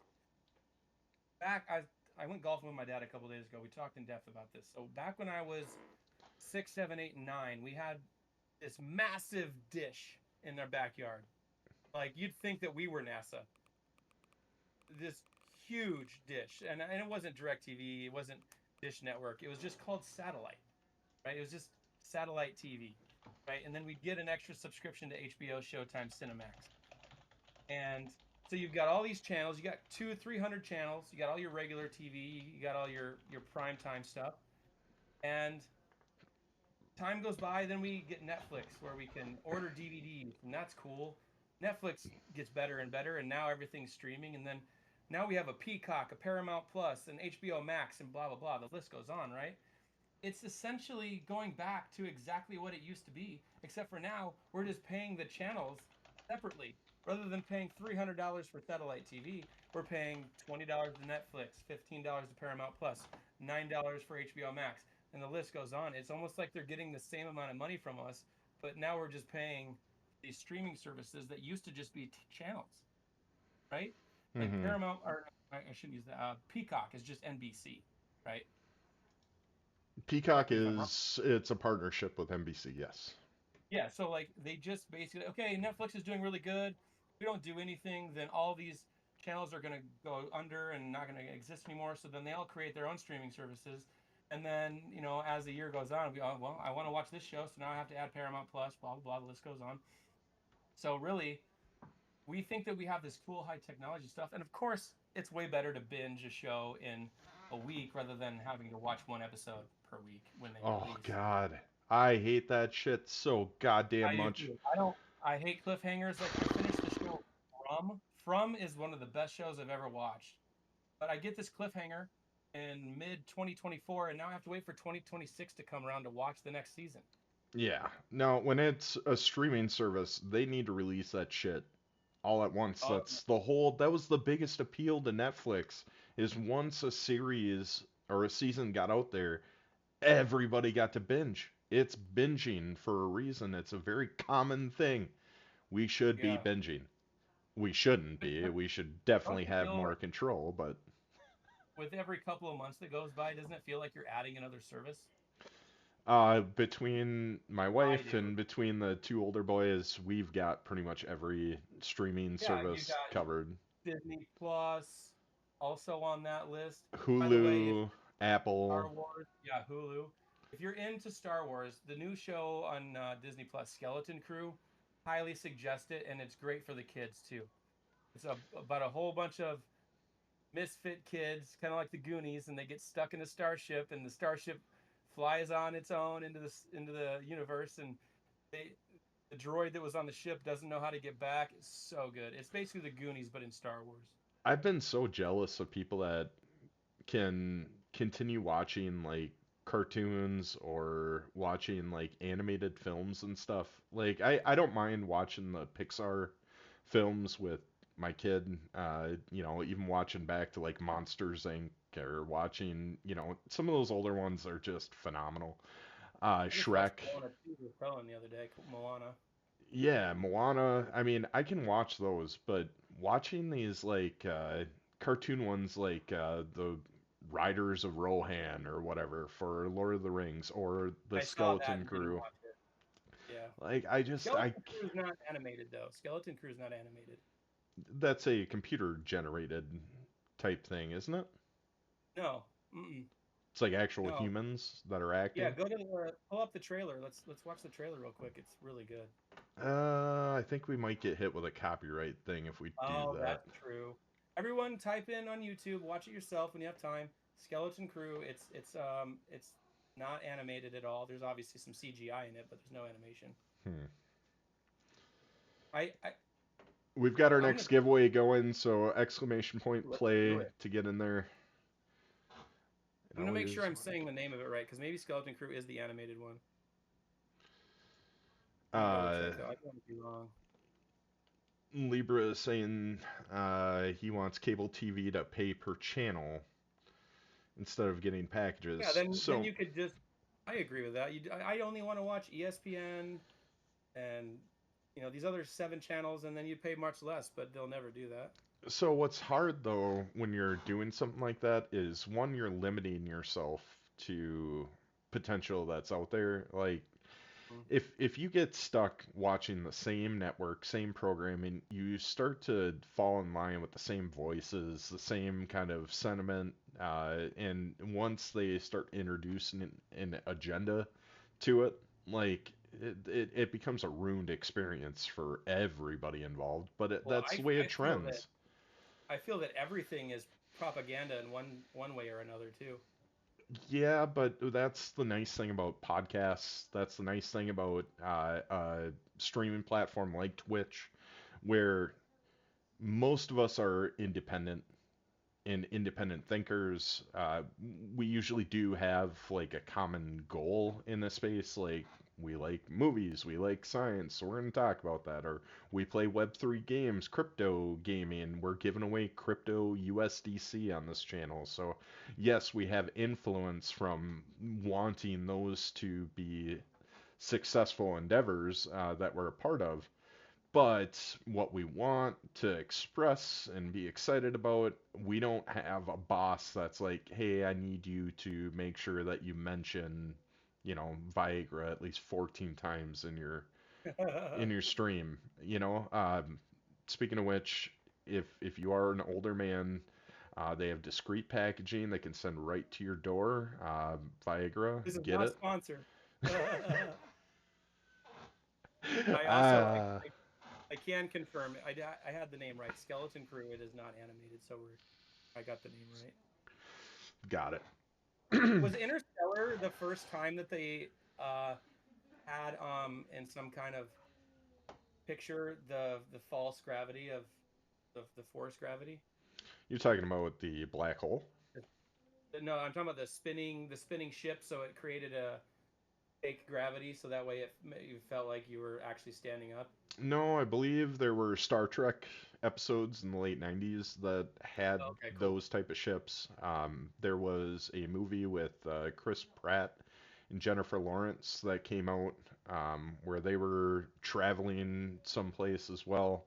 They had a very similar setup where I think we're going to a different star constellation and they were supposed to be set to be frozen for years and his malfunctioned, so he woke up and was with the robot by himself, and then he woke up Jennifer Lawrence after and was like, "Oh, looks like you malfunctioned too, I I think." And Yeah, I've then he seen that. admitted, That's pretty good. "Yeah, but that was another introduction to creating the false gravity on those machines." The International Space Station has those spinning attributes to it as well to create a Oh, false I gravity. didn't know they did. Yep. Oh, I need to mention Mickey 17 is not good. Oh yeah, I've heard it was absolutely terrible. Yeah. Yeah, it was not good. Were there some good laughs in there at random times? Yeah, but that ain't enough. Let's see. We got another 5 people in here, so 1 in 5 chance. Go ahead and get some easy money in here. I don't really care, man. I just love chatting with you, to be honest. And Yeah, honestly I would do this with 0 viewers, bro. well, it is going on YouTube. If you missed any of the fun conversation before, you can always find it on YouTube. We are in debates whether we want to send this off for professional editing before having an intro and like a proper intro and a proper outro, along with anything else that could, I guess, we don't want to edit any of the content. Um, but there's certain times in certain streams that you can't account for. Like maybe there's bad bad audio during a section, or maybe we're blacked out. I hit the wrong Yeah. button. So there's opportunities for improving the quality as we improve our production value. Doing this each week.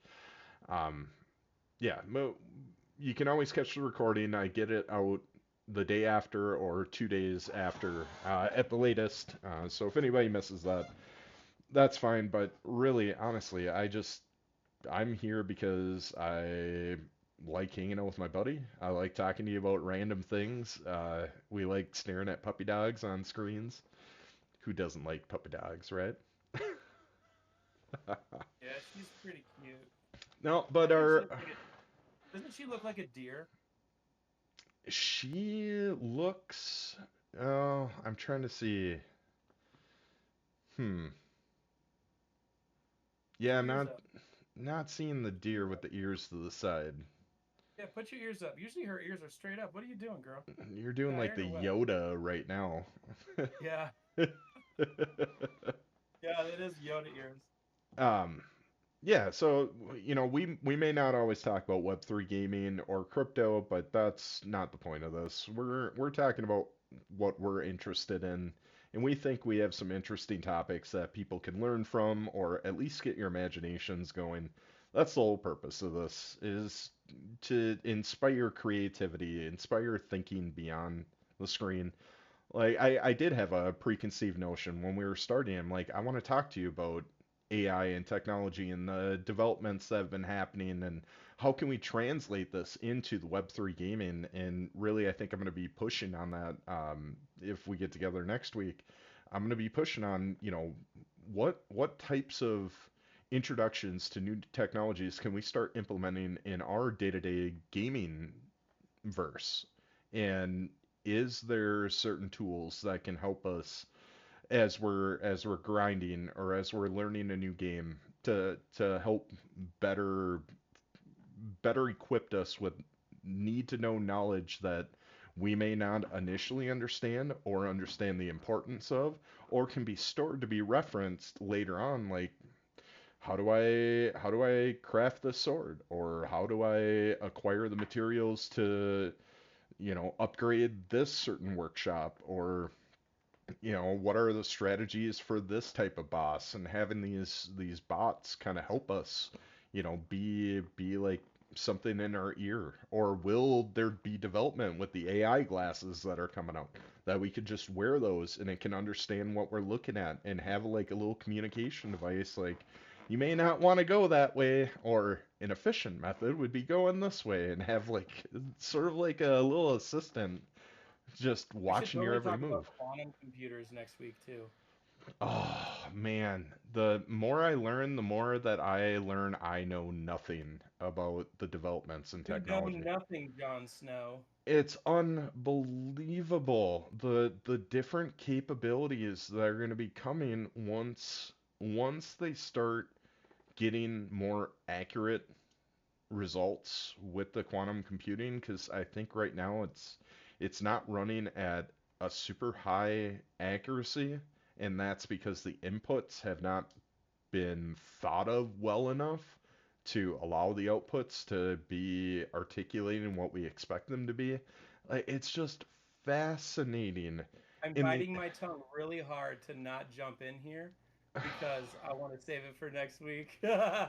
like even so China was brought up that we should drop a asteroid on China, but China right now is leading us in so many different technology advancements, including they have now developed self-sufficient nuclear reactors that have no risk of release of decay or radiation, no fears of meltdown or anything.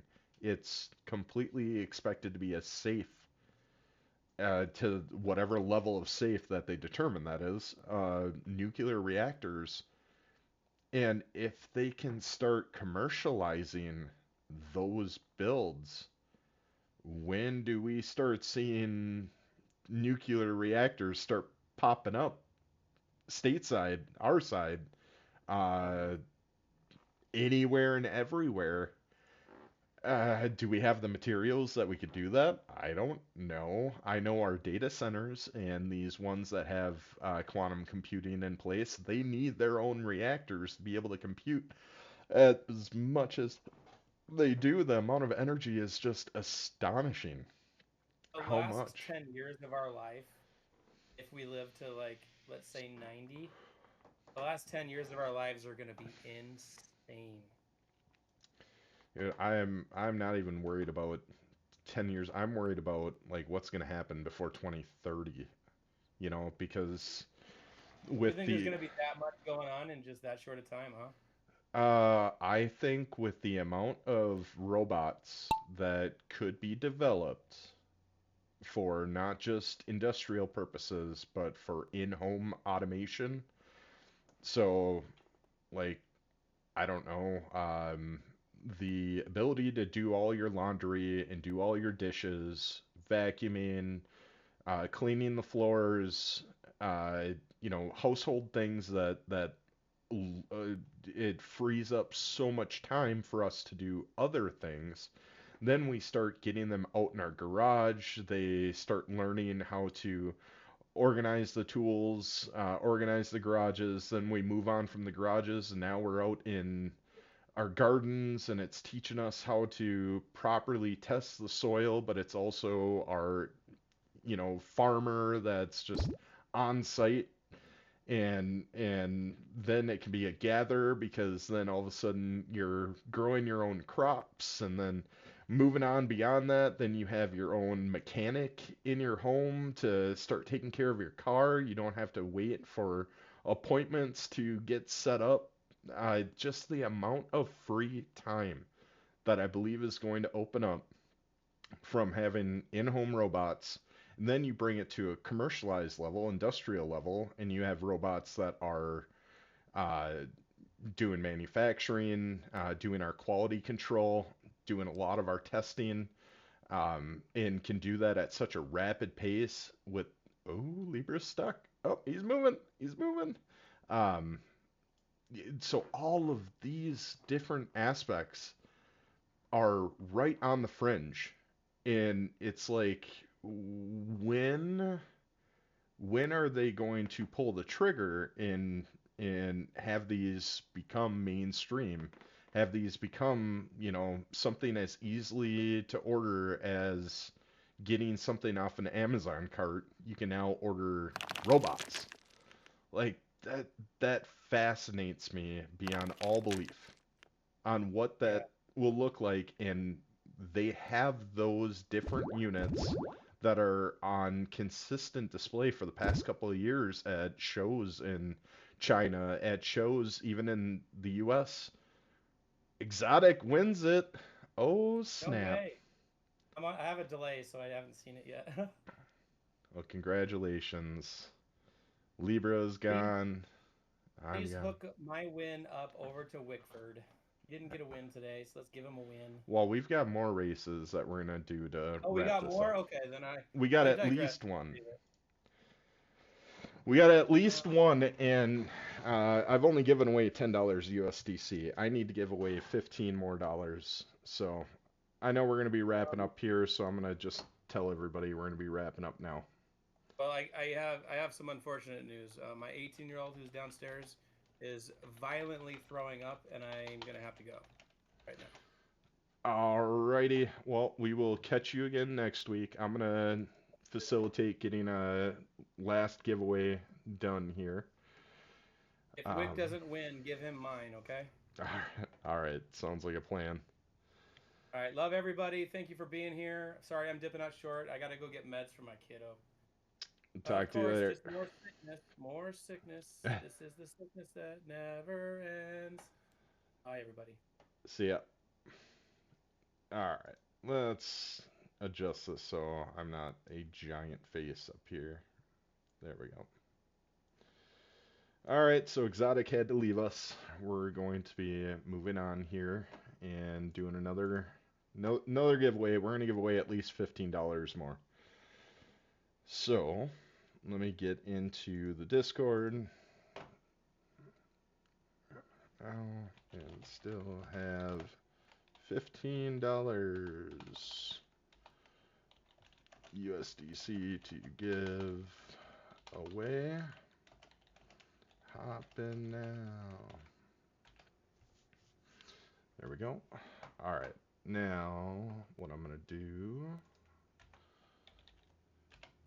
so we don't have a bunch of dead noise here. Let's see. Let's see.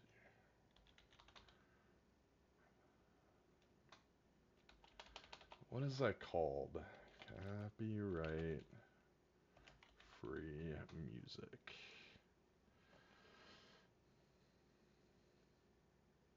Anything good that we know from here? This is a good one.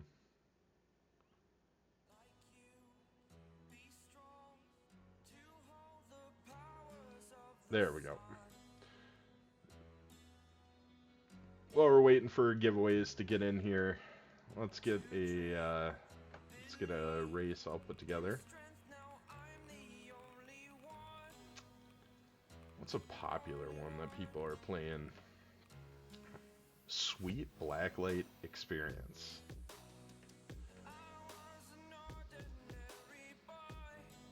Alright. Hashtag play to hop in there. Gold, you're asking who my football team is. It is the Minnesota Vikings. Skull. That's who it is. I'm a Vikings fan till I die. Alright, we got $15 to give away. This will be our last race. So, depending on how many people we get in here, if we get 10 people, I'll give away two, a $10 and a $5 to the first place and second place. if we get 15 people in here, I'll give away 3. So the top 3. Seahawks fan. Your team is in dire straits. I think this this off-season, their acquisitions have not been the greatest, and I think they also got rid of oh, what's his name? Oh shit! Now I gotta get my camera up here. I think they got rid of DK Metcalf. Oh my god, I'm so big. Stop being so big.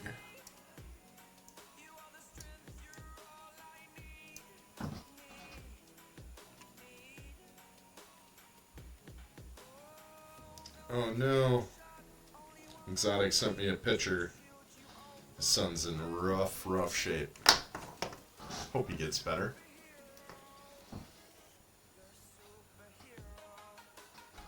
Oh my god. Alright. I'm giving $15 away no matter what. So, I don't care if I have to give just $5 away to top 3 on here.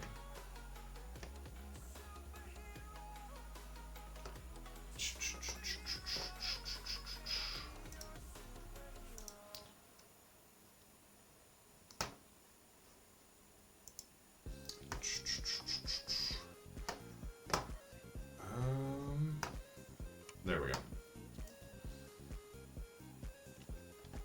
Yeah, Sam Darnold has his moments, Goldie, but I don't know. I was hoping for a bit more from him once it reached the playoffs time. He kind of fell apart for him. And it wasn't all his fault. Our offensive line couldn't protect anybody.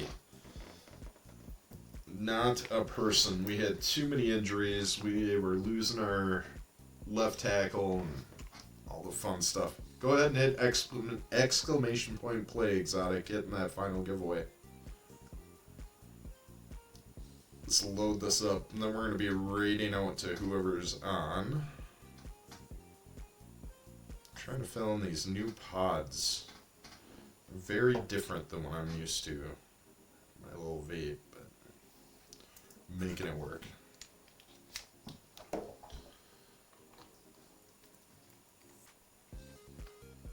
Well, you're not going to be keeping down much of anything if your body's already rejecting. Neurovirus could be it. Could just be a food poisoning, a stomach bug. It's not neuro related. Oh shit. All right. Alright. What do we have here? This looks like a fun map. My goodness. I have no idea where... Oh! This looks sweet.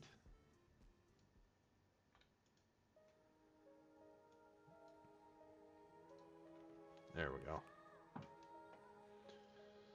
This will be a fun one. Once we get going here.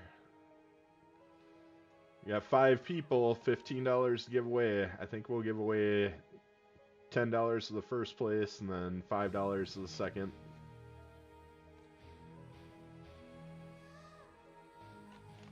I appreciate you guys hanging out with us. And those that are going to be watching, if you want a chance at getting some free money, we are going to try to be live every Wednesday around 8 p.m. Eastern Time to 10 p.m. Eastern Time. Somewhere in there. We'll be chatting for a couple hours, giving away stuff the whole time. So, hopefully you find your way in. We just give away at least $25 every stream. So, that's pretty cool.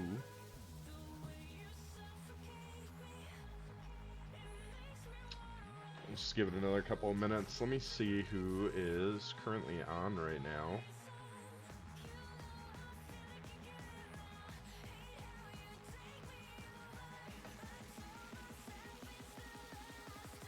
Okay, we got quite a few streamers on from FAM. Who is Ferrari Fire? That's who we'll be raiding out to. Broke in Swagger, Maine. Marvel Rivals. A lot of people are playing Marvel Rivals. I mean, it looks fun. I might have to give that a shot. Might have to just give it a shot. I mean, if I gave the boss fighters a chance, there's no reason I can't give a chance to Marvel Rivals. Does anybody know, is that a Web3 game?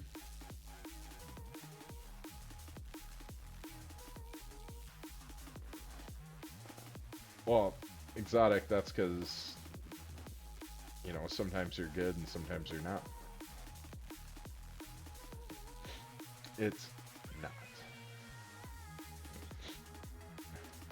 It still looks like a lot of fun. Like, we play other games that aren't Web3. And even so, some of the Web3 games we play are not necessarily profitable games either. We do them just because they're fun. That's what it should be, first and foremost. Matchmaking sucks. Alright. Well, we're going with 5, so I'm giving away $5 each. First place, second place, third place. That's my final ruling. First place, second place, third place gets $5 USDC, and I'm automatically going to be disqualified because I need to give away $25. Let's go ahead and start.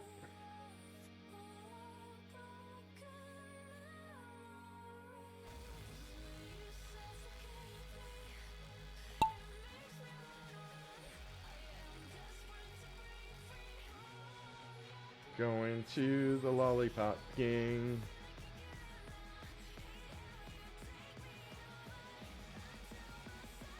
Is everybody like spiraling down? Weird. Exotic taking the lead on this dark path that we have here. Oh, Gold's in first.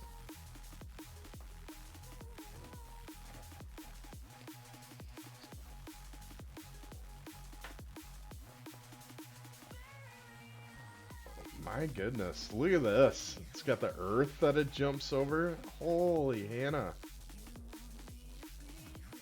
Alright, this automatically has become my favorite. Look at this. It's got a light side of the earth.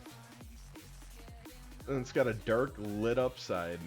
There's Africa, South America, the US. That's cool. Alright, where are we at here?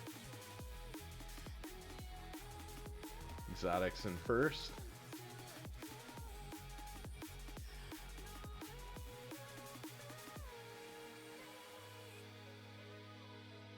Oh my goodness. Wick, where are you going? It's so dark. Don't get thrown off. Don't get thrown off. Wick just flies by. Oh no, he's under attack.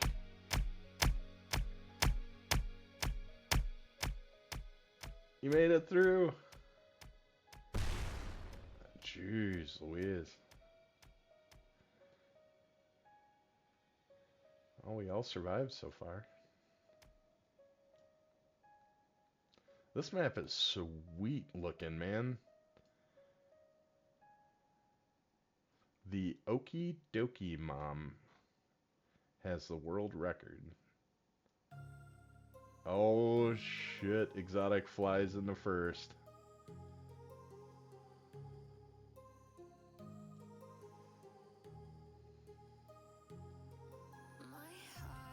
Oh, Exotic Oh, Wickford died! How did he die? You were there. You were right at the end. I died too.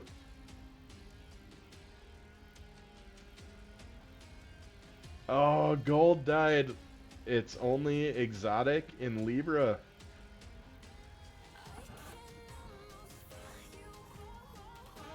Wow. Alright. Yeah, well, nobody could see whether they were going Wick. That was super fun. Kind of wish we had more people in here, but we're going to give 10 to Exotic. We'll give 5 to Libra since we didn't have 3 people winning. I know he wants to give $5 to Wick. So that's $15 Exotic. They have Libra gets 5. Well, 10 because he won earlier too. All right, we're gonna end it there. Libra, I'm gonna send you 10. Exotic, I'll send you 15. I want to say thank you everybody for hanging out. Thank you for watching. If you're watching from YouTube, we'll be back next week. We're going to talk more about AI, quantum computing. We're just going to dive into fun topics. We didn't get to talk about, I never feel like we have enough time to talk about space and the adventures of space and what it would take for us to start becoming like an inter or multi-planetary species and what our next steps are and where we are, talking about what the latest trends are in AI, aside from the robots, how it's just implementing itself in our industries, and what that may look like in a couple of years. You know, once they get robots manufacturing robots, it won't take very long, since they work 24/7, to have an army of robots. Do we have enough mineral supplies for the amount of chips that will be required, amount of wiring? I believe we'll have the metal or whatever we can concoct to create sort of the exterior of these different robots. But yeah, a lot of the inner workings, I don't believe we may be able to accommodate one for every human, but I think there will be definitely enough out there that we're going to have our own, who is that from the Jensens? It wasn't Judy. Judy was the daughter. Rosie was the bot. It's not going to be too much longer, and we're going to have Rosie in our kitchens cooking us up amazing food from all the hidden different cans of food and different hidden foods in our freezer, because she'll be able to recall whatever, or he will be able to recall whatever and figure out what different recipes we can create with the contents that we currently have, or if we were interested in a certain type of dish or a certain type of food style, what the minimum requirement for going out to the store and acquiring to be able to use in our home for accomplishing that. There's just so much excitement of what's to come with technology and AI and robots that it's an exciting time. I think it's an exciting time for all of us. There's different predictions out there. I don't think it will be longer than 2020, 2029 that we're going to start seeing mainstream. Kind of like when people had personal computers in their home, there were only a select few that did, maybe a select few that bought into the hype that personal computers are going to be, you know, the future. Those are the same people that are going to be driving the innovation, and people are going to notice very quickly when they see a robot mowing their lawn outside, or plowing their snow, or sweeping their sidewalks. There will be noticeable differences. It's just an exciting time to figure out and imagine what's possible. Because in the virtual environment, it's unlimited. I mean, we haven't even tapped into the pilots that can go into VR headsets to do certain things that they don't trust, I guess, computing to accomplish. You know, imagine just a pilot like they do with drones, but in a robot being able to do certain things in certain environments that just before weren't possible. The type of science you can acquire from that, from having a robot go into an active volcano and have the shielding in place to have it survive, coming out with samples, going into the deepest depths of the ocean, being able to withstand the pressure. What type of engineering will go into that, and what types of mysteries can we find? Having consistent probes down there, machine-like, talking about excavating these different areas by archaeologists. Having a robot work 24/7 and meticulously, very carefully, every single stroke of a brush or chip of a rock, very calculated into perfection. Not a lot of humans have. I mean, the opportunities appear to be endless. Our imaginations are only curbed by what we will allow for ourselves, and I'm just so excited to talk about it more, talk about it every week that I can with Exotic, with other guests that we're going to have on in the future, just to pick their brains, and ultimately, how can we translate a lot of these different opportunities into the hobbies that we enjoy, the gaming that we do. You know, we were talking, or I saw in the chat talking about looter shooters, and well, somebody that doesn't play the game much may not know about all the different types of guns, or what the benefits are in those types of guns, or the types of add-ons that could be available, or the types, you know, you can try to memorize all different aspects of every different type of game, or maybe just have some AI recommendations pre-built in. What's it going to look like when we have, instead of NPCs, we have AGI NPCs? NPCs that interact with the current existence of your character, talking about you in all sense of the word, that it wants to serve and help you in this virtual world. What's that going to look like? There's just so much fun. How much more difficult are the bosses going to be? How much difficult are different enemies going to be if they can learn as they go? I don't know. There's too many things that can be covered in 1 week, so I'm excited for future weeks where we can do some of this diving in and just hearing, because right now it's all considered pie in the sky. It's all limited by imagination.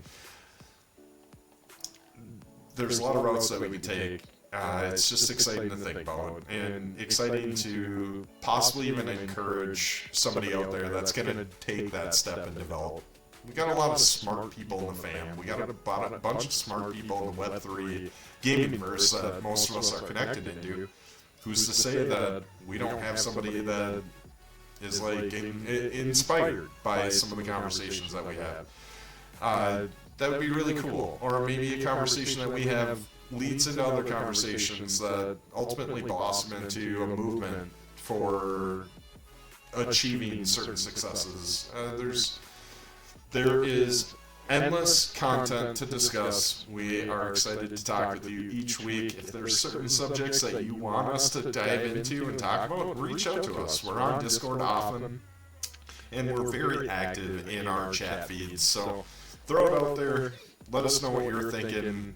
Give us your perspectives on things. We'd love to hear it. Because then we can build off that. Or if you have any questions you want us to dive into, maybe we cover a certain segment on here that talks about something that you brought up. That'd be super fun, super cool. We want to involve the community as much as possible, but until we get more active and achieve certain goals of ours with this podcast, we're just going to have fun talking about what we want to talk about.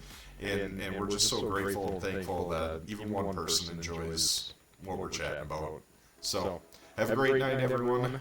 We're going to go ahead and raid into Ferrari, Now I'm going to take care of getting pays out to Libra and Exotic. Alright, take care everybody. We'll see you soon. And rating out now to Miss Ferrari Fire, one of our newest to the stream team. Alright, rating in 5 seconds here. Bye.